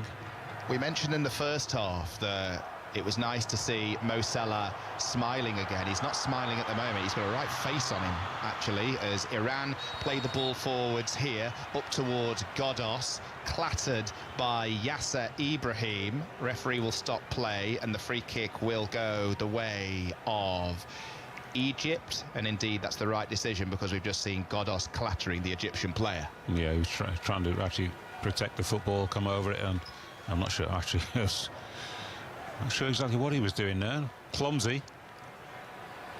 She's going to need some treatment for the next few minutes. Yasser Ibrahim. Those were the thoughts there, though, of our summariser on 5 Live and BBC Sounds, Efan Ikoku, former Wimbledon, Norwich, Bournemouth, Sutton, Sheffield Wednesday striker. Didn't look too happy when I mentioned at half-time that I used to collect him in my Premier League sticker albums in the 90s, mainly because I insinuated I was a child back then and Efan was a professional footballer. Let's keep that one out, shall we? There's a game going on. He was great to collect, though, back in his Wimbledon days, in those Premier League sticker albums, Efan. And it's great to have him with us. Might be worth a few quid now. Maybe. If you got those still stashed in your mum's attic, is it? You said earlier? Yeah, I've got the binder on my Premier League sticker albums and everything, Efan. Could have them as a souvenir, although the look Sad you're giving childhood, me. wasn't it? Hey? Was, mate. There was so much more going on than collecting stickers of me. Honestly, mate, it was either Efan Ikoku Premier League stickers or Pokemon cards. Either way, it was either Efan Ikoku or a Charizard shiny, and I was one happy child. The ball's with Egypt inside their own half, moving into the centre circle with half an hour to go plus stoppage time in Seattle. Egypt 1, Iran 1. If you've just joined us, Egypt on the attack here down the centre. Ball wouldn't quite reach Trezeguet, that one. And Iran have all the answers defensively. They hit it long towards their main outlet up top. Taremi, the captain who missed the penalty a little bit earlier on. He ran down a blind alley that time, and Egypt will tidy up and clear and come away from their right back area, and they give it to Zizou inside the centre circle, getting his first serious touch, and he sends Marmoush on his way. Trezeguet into the area left side, 2 to try and pick out in the centre, but he's being marked tightly, so he goes back to Alpha 2 on this near side. They keep on moving it here, Egypt. They go back to the lip of the centre circle. Now Atia, who's also come on at half-time. He moves it back to Marmoush, turns, looks at what his options are, and you have to give credit to Iran. The way they've got everybody marked up is a credit to them. Nowhere near as open as the first half was, but Egypt still trying to create something here. Marmoush into the area left side, pulled it back towards Trezeguet. Shot comes in from Zizou, balloons up into the air, lands onto the roof of the net, and Egypt have their second corner of the second half. Nice tidy play from Egypt, now looking by far the more accomplished side. Good ball retention, worked it well to the edge of the box. They get inside and cut back from Omar Marmoush. Fourth a little bit fortuitously to Zizou, didn't hit it cleanly, actually looking for the side foot. Past the goalkeeper on the side, but Anwar was a little bit concerned as the ball looped up off a defender and over for yet another corner. In swinger from the Egypt left to be taken by Zizou, just on as a substitute. In goes the cross, goalkeeper comes. Now this goalkeeper for Iran, Byron Van, he hasn't looked certain tonight for spells in this game, but that was a good take from the corner. Yeah, nice and confident, came out. There wasn't a lot of pace on the ball. Allowed him to just view the flight unobstructed and an easy take.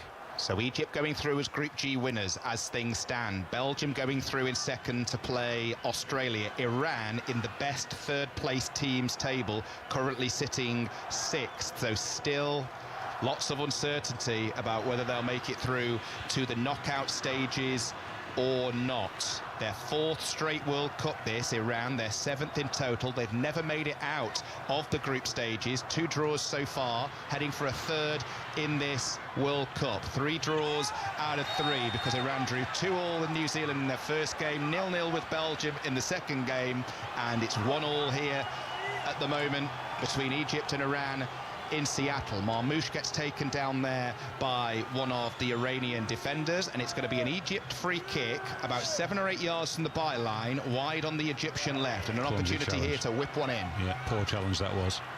Marmoush is a clever player, nice and tidy with the footwork, but he's moving away from the goal towards the edge of the penalty area. Still inviting unnecessary pressure once again. Yeah, let's see what Zizou can do here with delivery. Plays it short, pulls it back. Atia, chip ball over the top towards the 6 yards area. Ball played across the box, and Ibrahim was waiting for the tap-in. Forwards from the back there, the defender. Defended well. Lashim was waiting in there too. It was towards both of them, the number 2 and the number 17. Eventually, Iran scramble it behind for another corner. That was well worked.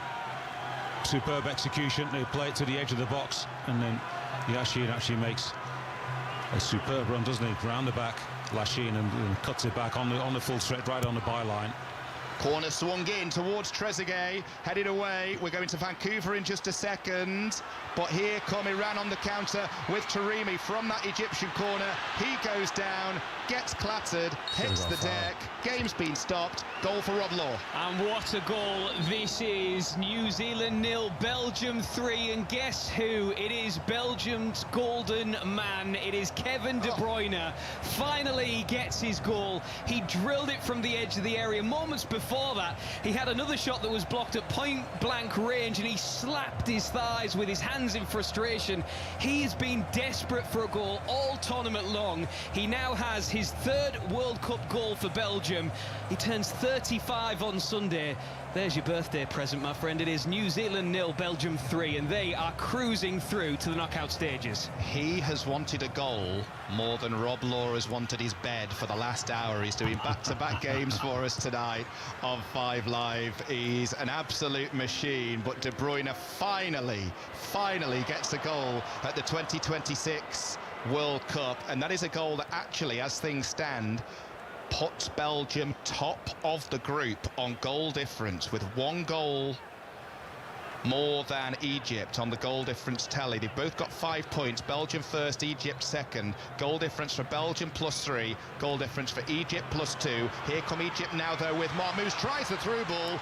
Iranian defenders do well to scramble the ball out for a throw. Nearly found his teammate, Zizou, I think, who was making that run. Just a little bit short in terms of pace. Iran making another substitution here. They're going to bring on the number 20, Sharia Morganloo. He's going to replace the former Brentford man, Saman Ghoddos. So off he goes. And on comes Sharia Morganloo for the final quarter of this game, because we're just about to go for a hydration break in Seattle. Ball with Egypt on the halfway line with Rami Rabia. So New Zealand 0, Belgium 3. Egypt 1, Iran 1 in this game that we're watching from Seattle. Ball loose on the halfway line. It's back with Rabia again. 1 more goal, of course, changes everything at the top of the table. Egypt know they're through, but at the moment they're having to settle for 2nd place and a game next week against Australia. Here's Trezeguet. Lets it run. Alpha 2 takes over. Back to Trezeguet using the full width of the pitch in the Seattle Stadium. Rolls the ball back. Atia. And now it's Lachine in the midfield. Egypt work it well from left to right. Yasser Ibrahim forwards from centre-back. Receives the ball back from Zaini, who's over there. Saw a lot of the ball in the first half, Zaini. He's got it back again at the moment. Nowhere near as much possession for him in this second 45. 67.5 minutes gone on 5 Live and BBC Sounds. 5 Live breakfast to come in just under half an hour with Rick Edwards live from Los Angeles. He's joined by Laura McGee as well for a roundup of the day's news. He'll have the latest goings on at the World Cup. Here, going on, is Marmoush, who tries a shot from the edge of the penalty area, cutting in from the left on his right foot. Good block. Behind it goes for a corner. Super play from Marmoush. He's wriggled past about 3 or 4 Iranian defenders. Great, just lovely determination, tight control. Thought he was actually going to pass to a teammate on the left side, but any half opportunity he gets, he's always thinking about goal. Good block. Some 12 yards out. And right now, all of the whinges about the hydration break, is it right that you stop the game when there's a corner about to come in? I mean, really? I mean, yeah, I'm not that's so poor sure. showing, isn't it? Common sense, you would imagine, should prevail, and you just wait for the next time it actually goes out of play or there's a foul. So 1-1. Enough said. We could carry on the debate for days and days and days, as I'm sure other people will. So 1-1 in Seattle, and I've just seen Kevin De Bruyne having a drink in Vancouver. Rob Law. Well, he thoroughly deserves his hydration break, doesn't he? He's just scored Belgium's 3rd goal. If it stays like this, it is the Belgians who will play South Korea in the knockout stages in the last 32. And just a word on that goal for Kevin De Bruyne, his 37th for his country. And when the ball hit the back of the net, all his teammates came over to congratulate him. A smile wide across his face, the high fives, the pats on the back as his shirt drenched in sweat. We said it before, we'll say it again. He was desperate for a goal in this World Cup. He's got it, and his team are cruising through. It's New Zealand 0, it's Belgium 3, and just as I say that, Kevin De Bruyne comes off and is being replaced, as is Trossard, who already has 2 to his name. The whole stadium standing up to applaud Kevin De Bruyne when his number went up. I was going to say, what did you say there? 37 goals he scored for Belgium. He hasn't worked harder, I would say, for any of the others as he has done in this tournament. And just looking at his reaction when he scored that, as Rob was just saying there, you could see how much it meant to him. 5:34 across the UK, 9:34 local time in Seattle. If you're just joining us, hello, good morning. Efan Ekoku and Lee Blakeman talking you through Egypt, Iran. It's tied at 1-1, final round of games in Group G. We're currently in the second half hydration break. If you were out last night or if you had an early night and went to sleep, things you've missed. It ended in our first 5 live commentary. Norway 1, France 4, and in the other game, Senegal 5, 10-man Iraq 0. What that meant for the final table in that group, Group I, France top, 3 wins out of 3. Norway second, 6 points, 2 wins from 3. Senegal finished 3rd, and Senegal currently sit 5th in the best 3rd place teams table. After that, we brought you full commentary of Uruguay against Spain. But the big headline there, even though Spain go through as group winners, 7 points with 2 wins and a draw, Cape Verde, with a 3rd successive draw, went through in second and will play Argentina in the round of 32. So that's the big headline you've missed overnight. Here in this game in Seattle, 1-1, Egypt-Iran. Egypt with an away swinging corner as we get back underway. In it goes towards Rabia, the centre-back, who's come forward. Iran should clear this as the ball falls loose. They do, but it's going to be picked up by Egypt on the edge of the centre circle. Worked to this near side to Lachine, and now Trezeguet running at the centre half. Couple of step overs into the area left side. Good work from him, tries the pull back. Iran wise to what he was trying to do, and they put the ball out for an Egyptian throw. You forgot to say, Lee, Argentina have got no chance against Cape Verde, by the way. just thought I'd throw that one in quickly. I mean, the way it's going, you wouldn't rule out a 4th successive draw for Cape Verde. They'll be thinking, though, Efan, won't they? Well, we're drawn with Spain. Absolutely nothing to lose. Absolutely right. Everything to gain against the world champions. 3 draws out of 3. Well played, Cape Verde. You have to say the story of this World Cup so far. Nobody gave them a chance when they started against Spain in that opening match the other week, but through they go in second. And in that group, it's Saudi Arabia who've gone out, and Uruguay are heading out as well. So they're both out. Spain and Cape Verde go through from Group H. In our group here, Belgium top, 5 points goal difference of +3. Egypt second, 5 points goal difference of +2. Egypt play Australia, would they, as things have finished now in the next round? Yeah. Egypt will play Australia, and certainly the last check I had with the 3rd place teams, it was saying the winners of this group, Belgium, will play South Korea. But that table's changing all the time, so we'll update that in just a second. Fluid, yeah.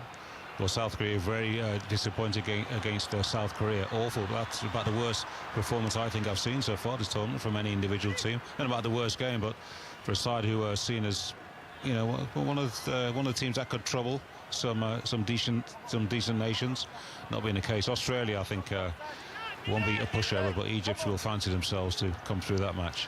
Iran, if they went through in 3rd place, will play Switzerland. Belgium, indeed, as things stand, will play South Korea. I didn't do that South Korea-South Africa game that you just referred to there. I did do the first 2 South Korean games against the Czech Republic when they come from behind, and then against Mexico when they lost. Hit and miss, I think, would be a good way of describing them. Yeah.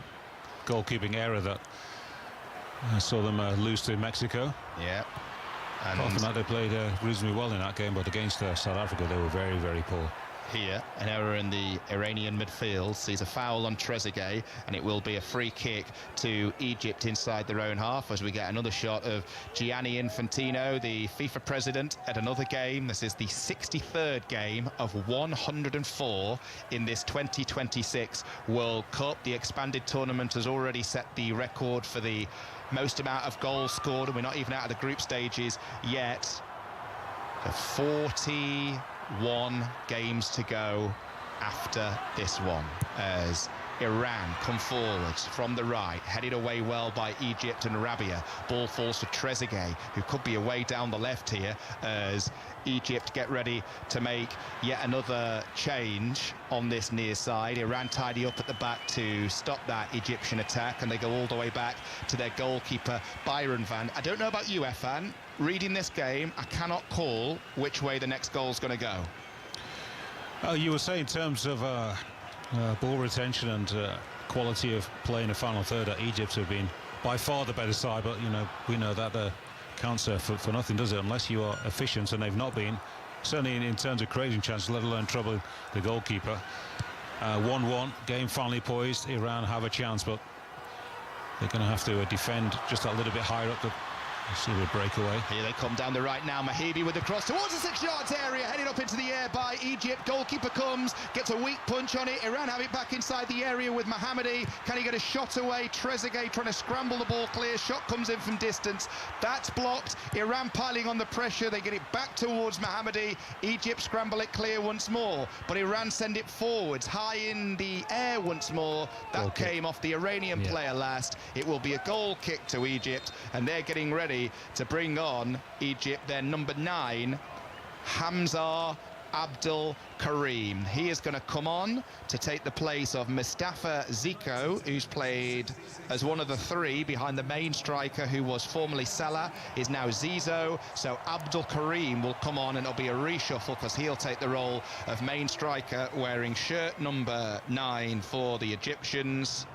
Al-Ali, he's been on loan at Barcelona, became the youngest ever player to play for Egypt when he came on as a sub against Belgium for his debut, Hamza Abdul Karim, at the age of 18. That record was formerly held by the former Stoke man Ramadan Sobhi for Egypt, but he is the youngest ever Egyptian national player, and he's on now trying to get a winning goal in this game, which would see his country top Group G and play South Korea next. We've got 13 minutes to go plus stoppage time in Seattle. Level at 1 apiece as Alpha 2 sends an across for Egypt. Headed up into the air by Iran. Really good cross. Ball loose. It falls for Marmouche, whose first touch was nearly a tackle. Ball got away from him, and Iran are able to play it away down their right. It's been played at a great tempo, as Efan said a few times this game. It's not been one for the faint-hearted. Some strong tackles going in, end to end. Now Zizou's got it in the midfield. That's a strong tackle actually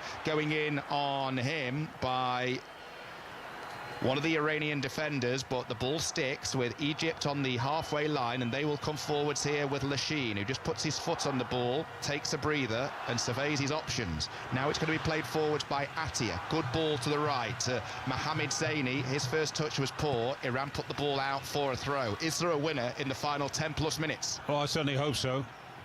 And just as I was saying that Iran have been a little bit shot shy, and perhaps they're going to have to squeeze up the play and try and condense it so they could force Egypt into a mistake at the back line. They got their first half opportunity, didn't they? And Mustafa Shabir, an Egyptian goal, was forced into coming out for a high ball that perhaps it was a little bit risky. Got a little bit on it, not enough, but they weren't overly troubled. They had a couple of players back behind him once again on that line. But they've maintained their tempo superbly well in the second half, Egypt. They've just not worked the goalkeeper enough. Belgium have not been great in this tournament so far, but as things stand, they are going through as winners of Group G. Egypt have caught the eye, but they're going to have to settle for second unless they can find another goal here. Not a bad thing, actually, to start slowly, even if you are one of the fancied side. Belgium not amongst the 3 or 4 more favoured teams, but you can slowly build into things, and the level of expectation is reduced also. Alpha 2's lost it, and here come Iran down the centre. Taremi plays it to the right. Morganlu, who's just come on as a substitute, gets there first. And now the ball's rolled back, and Egypt are able to get numbers back. They stop Iran in their stride, and actually Egypt now come away with the ball with Marmoush. He's got Abdul Karim to his left. Marmoush goes the other way. Referee pulls play back and gives Egypt a free kick for a foul on Marmoush, and reaches into his pocket for another yellow card. Ezzat Allahi, yeah, he's given that to the number 6, Ezzat Allahi, for the foul in Marmoush. To be fair, I think there was 3 tackles in that same move. 1, 2, and then he eventually hits the ground. He did the right thing. There wasn't too much of a tug, but enough just to disrupt the flow of the Man City man. Quick free kick taken by Egypt. Trezeguet goes back to Ibrahim, who's midway inside the half, and actually that yellow card means Ezzat Allahi will miss the game against Switzerland in the round of 32 if Iran get there. That's who they will play as things stand. Ezzat Allahi, who's had a decent tournament so far, but unless they get to the round of 16, he won't play in it again. 10 minutes to go in Seattle. Egypt 1, Iran 1. Elsewhere in Group G, Belgium still lead New Zealand by 3-0. Byron Van, the Iranian goalkeeper, hits one long to the left. Should be tidied up by Egypt and Mohamed Zaini over on the far side. Indeed it is. He clears it long, looking for Abdul Karim, the 18-year-old striker who's just come on, but Iran are able to intercept, get involved, and try and mount an attack of their own as they move over the halfway line. They lose it. Poor quality Iran have shown in this second half in the midfield. Egypt, so much defensive work, Lee, that, you know, that the couple of, that's a wild swing. And they've had a couple of opportunities. They're just not fresh enough actually to make sure that, that's an awful cross, isn't it? Just not fresh enough in their margin. All of a sudden you start rushing passes because you're afraid perhaps just to keep the ball that little bit longer. Mentally tired as much as they are physically right now. So just to pick up on 2 moans there from Efan, the wild swing was from Trezeguet on this near side, and the cross, you're absolutely right, that was from the goal scorer for Iran, Ramin Rezaeian. Yeah. That was awful, wasn't it, the cross? That was fatigue. Yeah. I'm too tired to actually make a run under 15 or 20 yards, which I absolutely would have done in the first half. I'm now looking for a player very quickly to open up and play short pass. That's not coming, and I play a hopeful cross actually from about 50 yards out and goes behind the goal, and there's Hossein Hassan screaming at one of his players. Hossein Hassan, his substitute actually, young Hamza Abdelkamir. He is going absolutely nuts in his technical area, and we've actually got a break in play because of an injury to one of the Egyptian players. He looks like he's going to burst a blood vessel, that guy. He's going absolutely crazy, and he's done all he can on this near side because Egypt have made all of their 5 allotted substitutions. Goal in Vancouver, Rob Law. And New Zealand fans have something to celebrate, and it is that man we've been talking about from a Kiwis perspective. Elijah Just, the Motherwell striker, has his 3rd goal of the World Cup. The corner swung in, beaten away to the edge of the box, and he controlled it with his midriff and then just stuck his laces straight through it, hit it true. Nothing Courtois could do about it. He had a crowd of bodies in front of him, but at least the New Zealand fans have something to celebrate. They may be heading home, but they've seen that man Just put in some really good performances in this World Cup. Belgium still lead, this time by 3-1. And great hit, wasn't it? Great shot. The thing is there, Efan, that goal might not seem like much. It might just seem like a consolation for New Zealand. Getting Flips one the group, back, doesn't it? Yeah. It actually puts Egypt top of the group because Egypt have scored more goals than Belgium. As Egypt come on the attack here, looking for a goal of their own. Marmoush with the cross towards Abdul Karim. It's well intercepted by Iran, but they've got the same points, Egypt and Belgium, the same goal difference, but Egypt have scored more goals. So, actually, because the goal difference now with that New Zealand goal goes back level, Egypt go top on goals scored. And here come Egypt looking to add another one. Shot comes in from distance from Lachine, wide of the bottom right-hand corner, so it was all flipped around again. Yeah, and it's amazing now, as you said, it not only flips a group, but it also changes where you play, potentially, of course, extra travel, so logistics have to be a switch for the coaching staff, for the admin staff, I should say, and all of a sudden they've got to think about a lot more perhaps than they were a few minutes ago. We certainly need a Hossein Hassan can. All change again, Rob Law. It's all change again, and Belgium are back on top. So if it stays like this, with them 4-1 up thanks to a Romelu Lukaku header at the back post, he rose really strong, as we used to see all those years ago. He's barely played in Serie A this season due to injury, but he's headed home to make it much more comfortable for Belgium and to take them top of the group as it stands. New Zealand 1, Belgium 4, cross to the back post, and Lukaku was not missing that. Proper yo-yo stuff at the top of Group G. It's like the okie-kokie at the top of the table. Belgium go back to the top by 1 goal on goal difference. +3 to Egypt's +2. Both teams on 5 points. Egypt need to score. Leaders as things stand, or group winners should I say, will play South Korea next. Second place side, currently Egypt, definitely will play Australia. Iran through in third. Again, as things stand, that can all change, that third place table. They will play Switzerland next Wednesday, but a long way to go before that is rubber stamped and confirmed. So Travel New Zealand 1, Belgium 4. Travel plans change once again, don't they? You might as well just leave it until the final whistle. You'd hate to be the head of logistics for any of the teams in this group, wouldn't you? Logistically, in this game, we've got 5 minutes to negotiate. Egypt 1, Iran 1, but Iran are on the attack here. Misplaced pass. That was a poor, lazy pass by a man who's only just come on, Sharia Morganloo. And it's an attack that breaks down for Iran. Egypt clear, and Iran have it back in the centre circle with Ezzat Allahi, banned for the knockout stages because of that yellow card which he's just got. They go long, Iran, into the penalty area. Offside flag goes up on this near side, and Egypt will have a free kick. So we've got 5 Live breakfast on the way in around about 10 minutes time, with Rick Edwards in LA and with Laura McGee back in the UK. 5 Live sport from 11 o'clock this morning. Earlier start time with Eleanor Oldroyd, because we're going to start with commentary of day 3 of the 3rd test between England and New Zealand at Trent Bridge in the cricket. And then, of course, later tonight, 10 o'clock kickoff, England, Panama in New Jersey. Alan Shearer and John Murray with the commentary. Mark Chapman with the build-up from inside the ground from 8:30.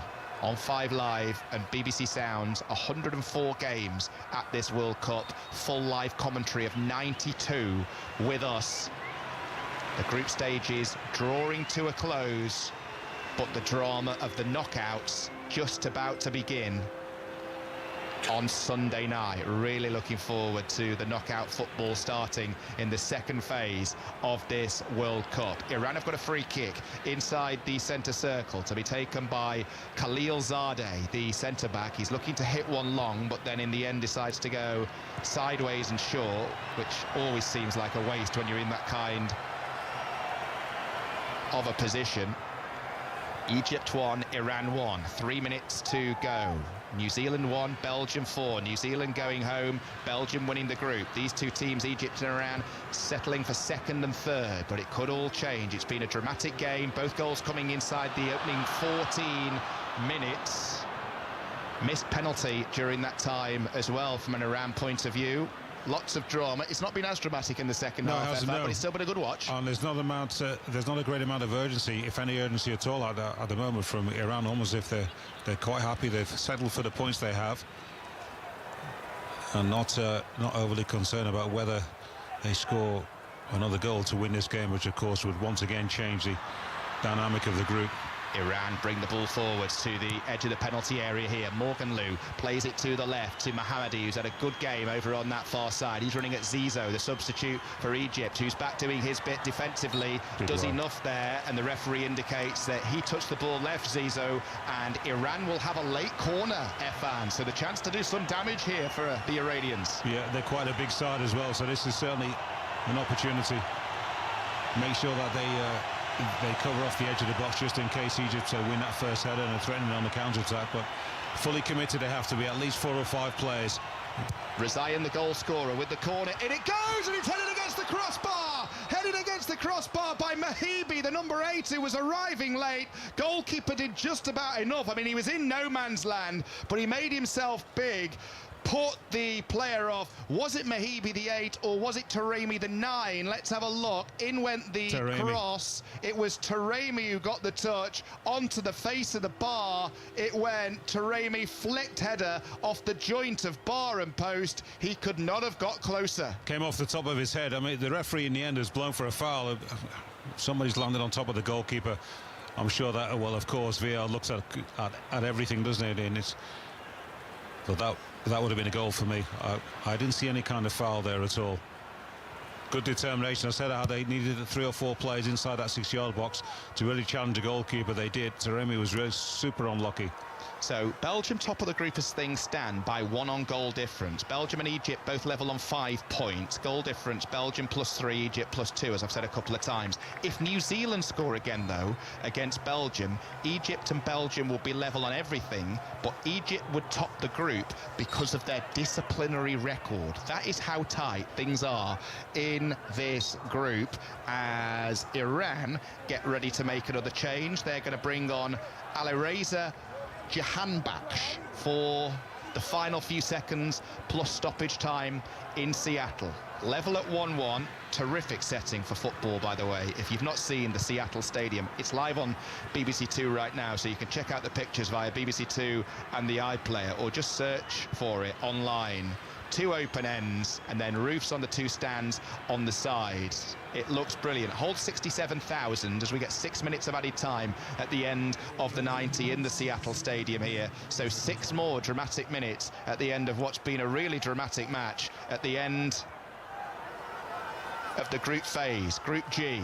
Ball on the halfway line. Egypt coming forwards. That's surely a pull and a free kick. Yes, says the referee. So that should see Jahanbakhsh get the opportunity to make his entrance in Seattle. Indeed it does. He's going to replace Mohamed Mahibi, the number 8, for the final 5.5 minutes of stoppage time. They played well, Iran, Efan, despite suffering that very, very early setback. Yeah. Been very stubborn, as I said they would be. As we kicked off, not a great amount of variety or quality to be able to keep the ball for long periods enough. Taremi has been starved of service throughout the second half, especially, but they have defended superbly well once again. So 2 units, defence and midfield, and limited Egypt to very, very few chances. Into stoppage time in Seattle. How are you looking in Vancouver, Rob Law? We've got 1 minute left of 4 minutes of stoppage time here. Belgium not resting. They are pushing for a 5th goal, showing just how much it matters at the top of this group. If it stays like this, it'll be Belgium who go through as top of the group to play South Korea in the next round. But you just can't put anything on this, because it could still change again the way this second half has unfolded. But as it stands, New Zealand 1, Belgium 4 into the final 30 seconds. Okay, with Belgium top and New Zealand bottom of the group. We've just seen a yellow card waved in the face of Lachine for Egypt in Seattle.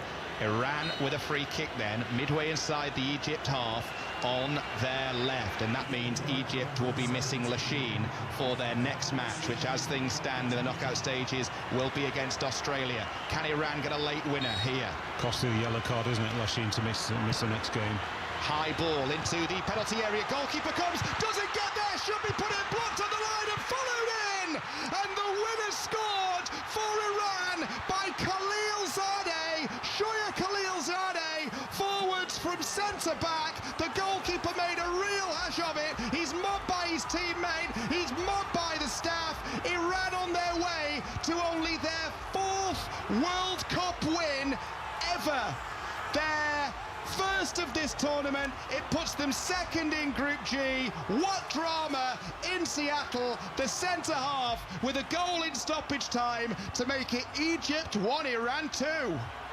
Well, it was a costly card in terms of Lachine missing the next game, but what a moment for the goalkeeper to come out once again. Mustafa Shabir, an almighty howler, completely misses the ball. VAR is looking at this. Egyptian players, of course, are protesting that someone's been flashed a yellow card, but the centre half, Khalilzadeh, he was the one that it fell to, fortunately, and he just smashes it into the net.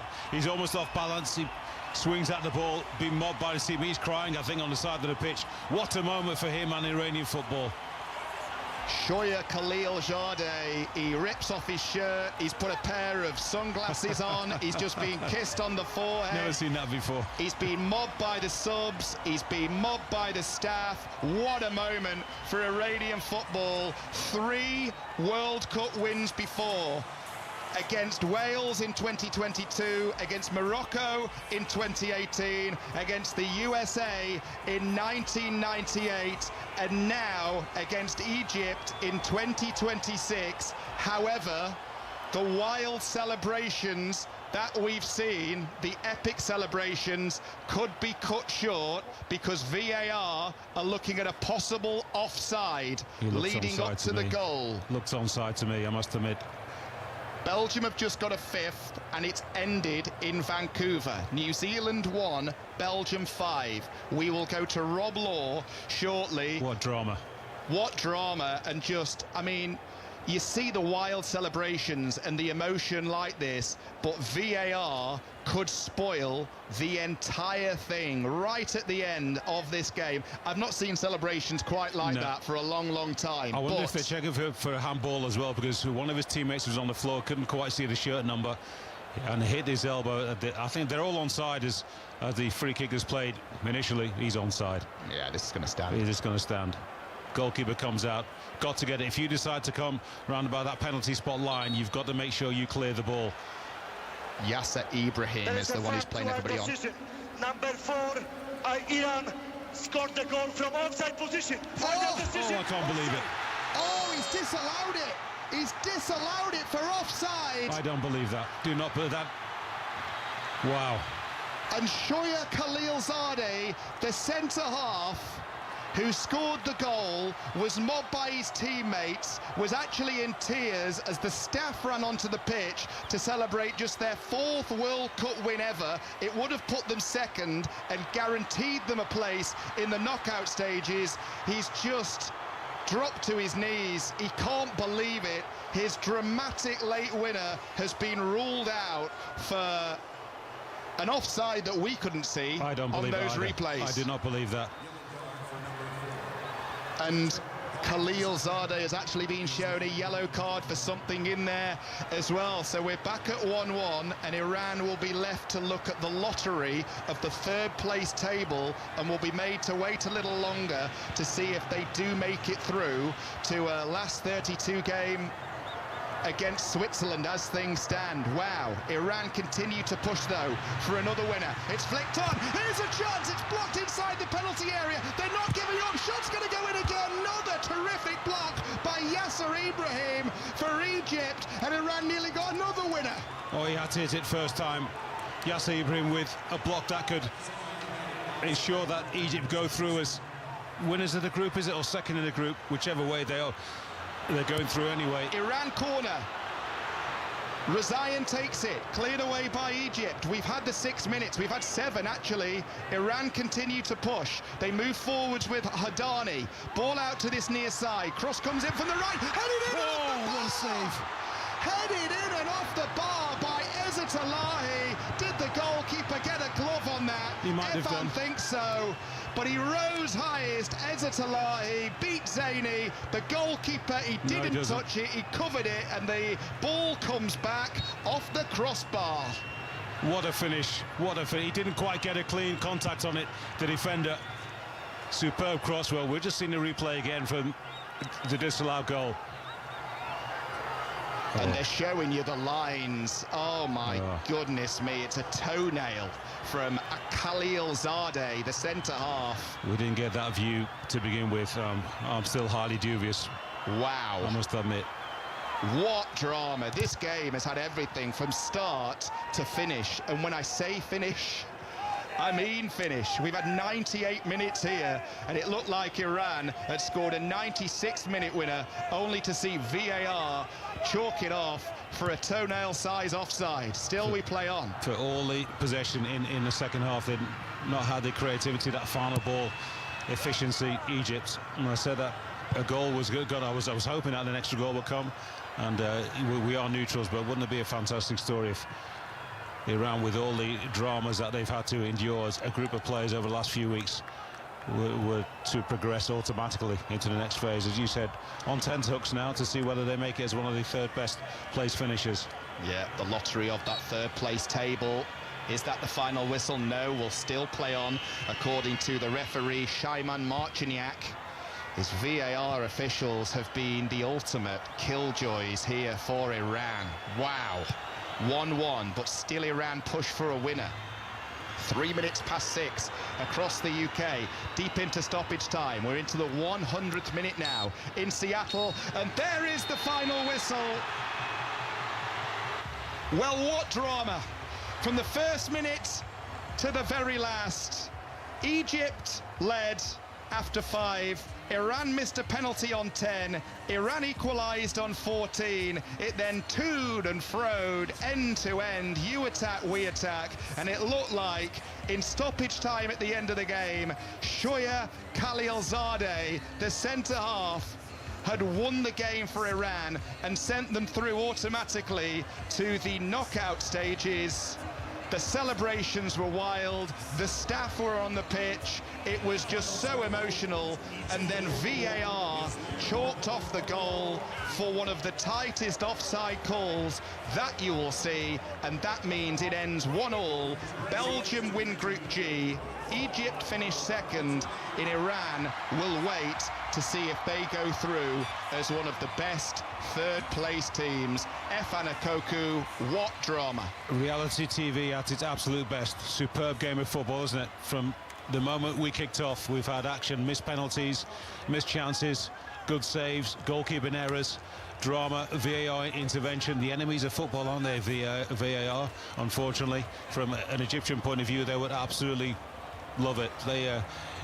They were qualified already. They would love to have topped the group, but in truth, it doesn't really matter too much. And Iran are left to hold on, hang on, and wait and see what happens in the final group games. The drama of the World Cup, the excitement of the World Cup, and at the same time, the heartbreak of the World Cup. It's ended 1-1 between Egypt and Iran. Plenty of goals in the other game in this group in Vancouver. For Rob Law. New Zealand 1, Belgium 5. At one time, Belgium were ranked number 1 in the world, and tonight they showed they can still turn it on when it matters.